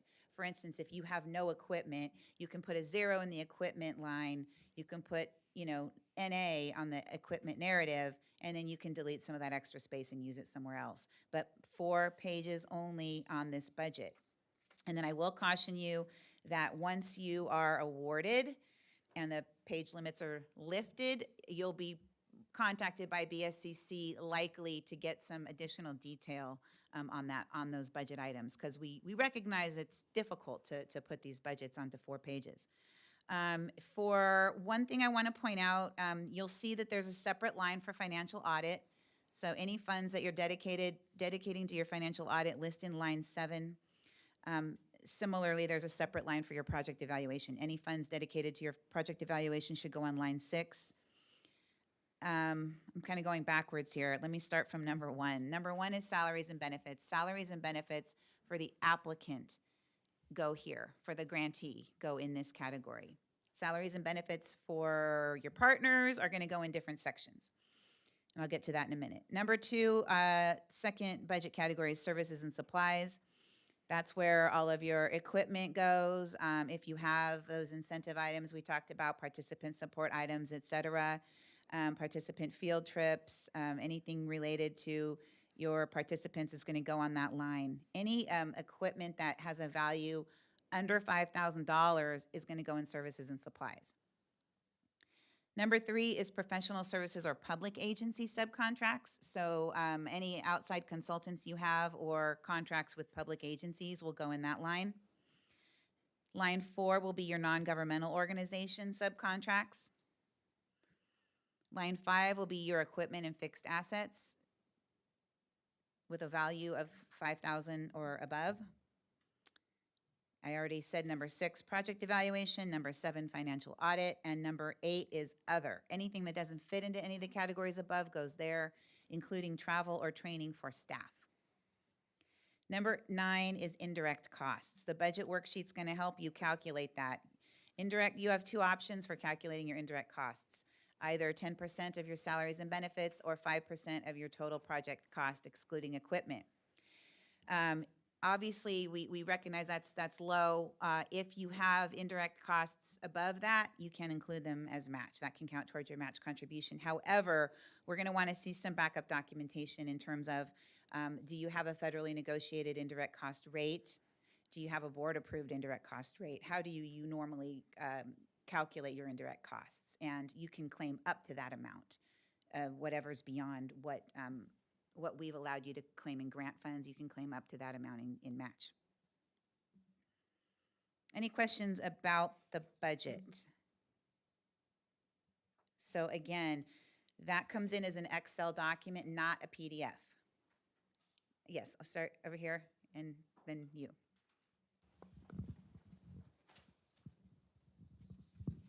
So my question is regarding indirect and subcontractors. Are they allowed indirect within the funds that are directed to them, or is that part of the either 10% or 5%? No, okay, good question. Any and all costs associated with your community, your non-governmental organization subcontracts go on line 4. You're not gonna break them out, services and supplies, equipment. So anything related to your non-governmental contract goes on line 4, and they are allowed to claim indirect cost according to your own policies. We do allow you to allow your subcontractors indirect costs. So same thing, all of those other lines, services and supplies, that should be services and supplies purchased by the grantee. Professional services or public agency subcontracts. Equipment, that's equipment purchased by the grantee, and so on. And there was a question in the back. The assuming we're using an outside evaluator, does that go under project I have two parts of this question. Does that go under project evaluation, or does that go under professional services? That goes under project evaluation. We've called that out. We've called out the project evaluation and the audit, even though normally they would go under potentially the professional services, but we called those out because we'd like to see them separately. Okay, and for some of the state audit requirements, there is a standard for consultant rates. I think it's $81.25 or something like that. Do you have any, we're working with outside evaluators, evaluators have are there certain rates that are acceptable, or is it just an open question, or how, because evaluators can be very expensive. I mean, they do a very important thing, but they're also expensive.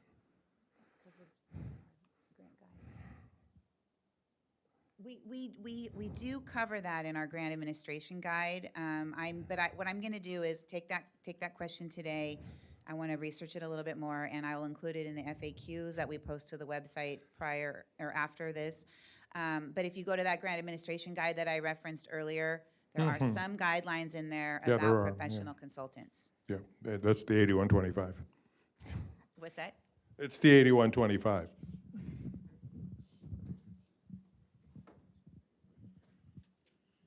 Okay, so the budget, we're through the budget, then sorry, more questions. Hi, do the trainings need to be approved ahead of time, and is there a cap for the limit amount of costs? No. Okay, thank you. Unless there's out-of-state travel involved, then it has to be approved ahead of time.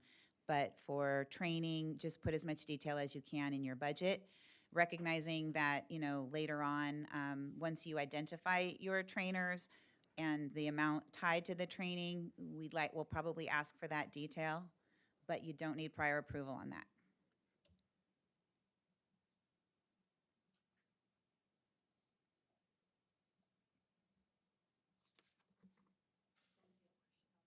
Okay.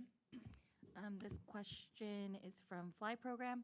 If we are planning to use an outside consultant in addition to our evaluation department as part of our evaluation plan, should we include this cost as a subcontractor? All costs associated with your evaluation should go on line 6, project evaluation.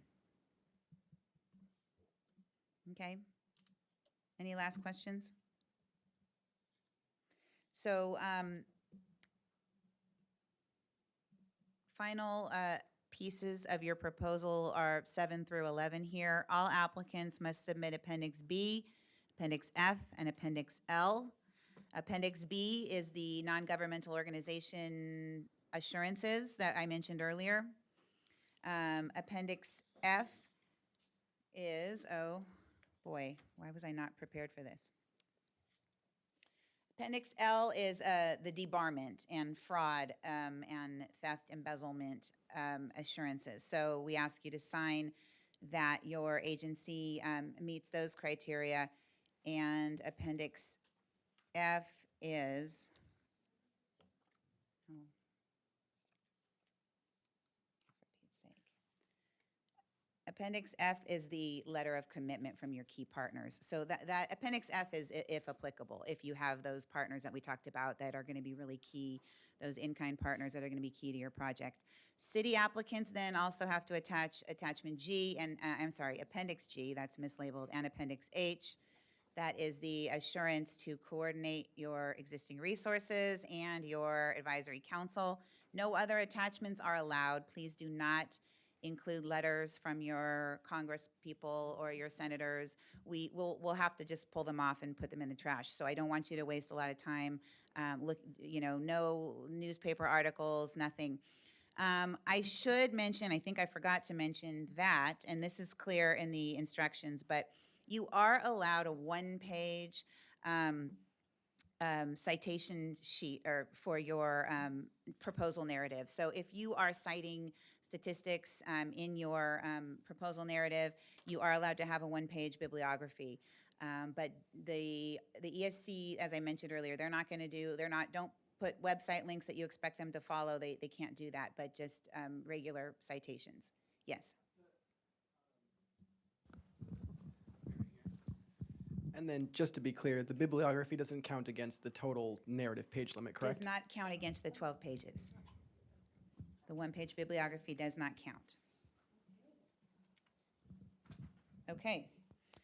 As I mentioned, proposals are due April 10th. You will send an email to the email address at the bottom of this screen, and there should be 2 attachments on that email, only 2. One PDF file that contains your proposal narrative and all required attachments, and then the budget attachment in Excel. Do not submit the budget attachment as a PDF, please. We ask that applicants that are intending to apply submit a letter of intent by next Friday. It's not required, but it really helps us in the planning process, gives us an idea of how many applications to expect, and helps us with the get our ESC members ready. Yes, question.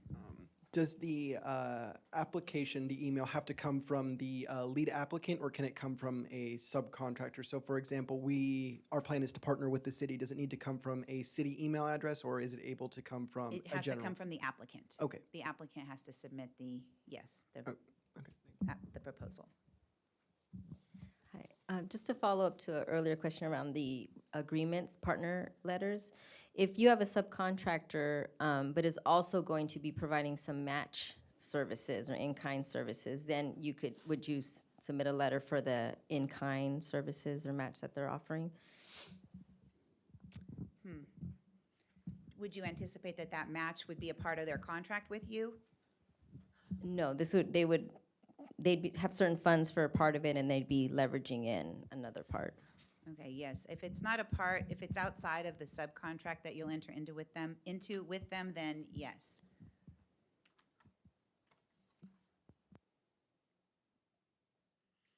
All right, that's all I have. We'll be taking questions up to March 27th. Submit them to that email address at the bottom of the screen here. We'll be posting FAQs, so answers to the questions that were asked today, as well as answers to the questions that were asked this past Tuesday. Up until April 3rd, we'll plan to update those periodically, so just check back to our webpage. When you go to our homepage, it's at the instructions are actually at the bottom of the agenda that I passed out today, but when you go to our homepage, click on grant funds, it's going to take you to a list of all the grants that we administer. Click on CalVIP, and then click on Cohort 3. And all of the information related to Cohort 3 is going to be under that page, as well as the video that we showed today and the PowerPoints. All right? If that's it, thank you. Yes? One more thing, the Thomas app presentation will be available, and the recording of this entire event will be available for you to review as well. That should be up by the end of the day. Thank you, Sean. All right, thanks everyone for coming. Thanks everyone for watching.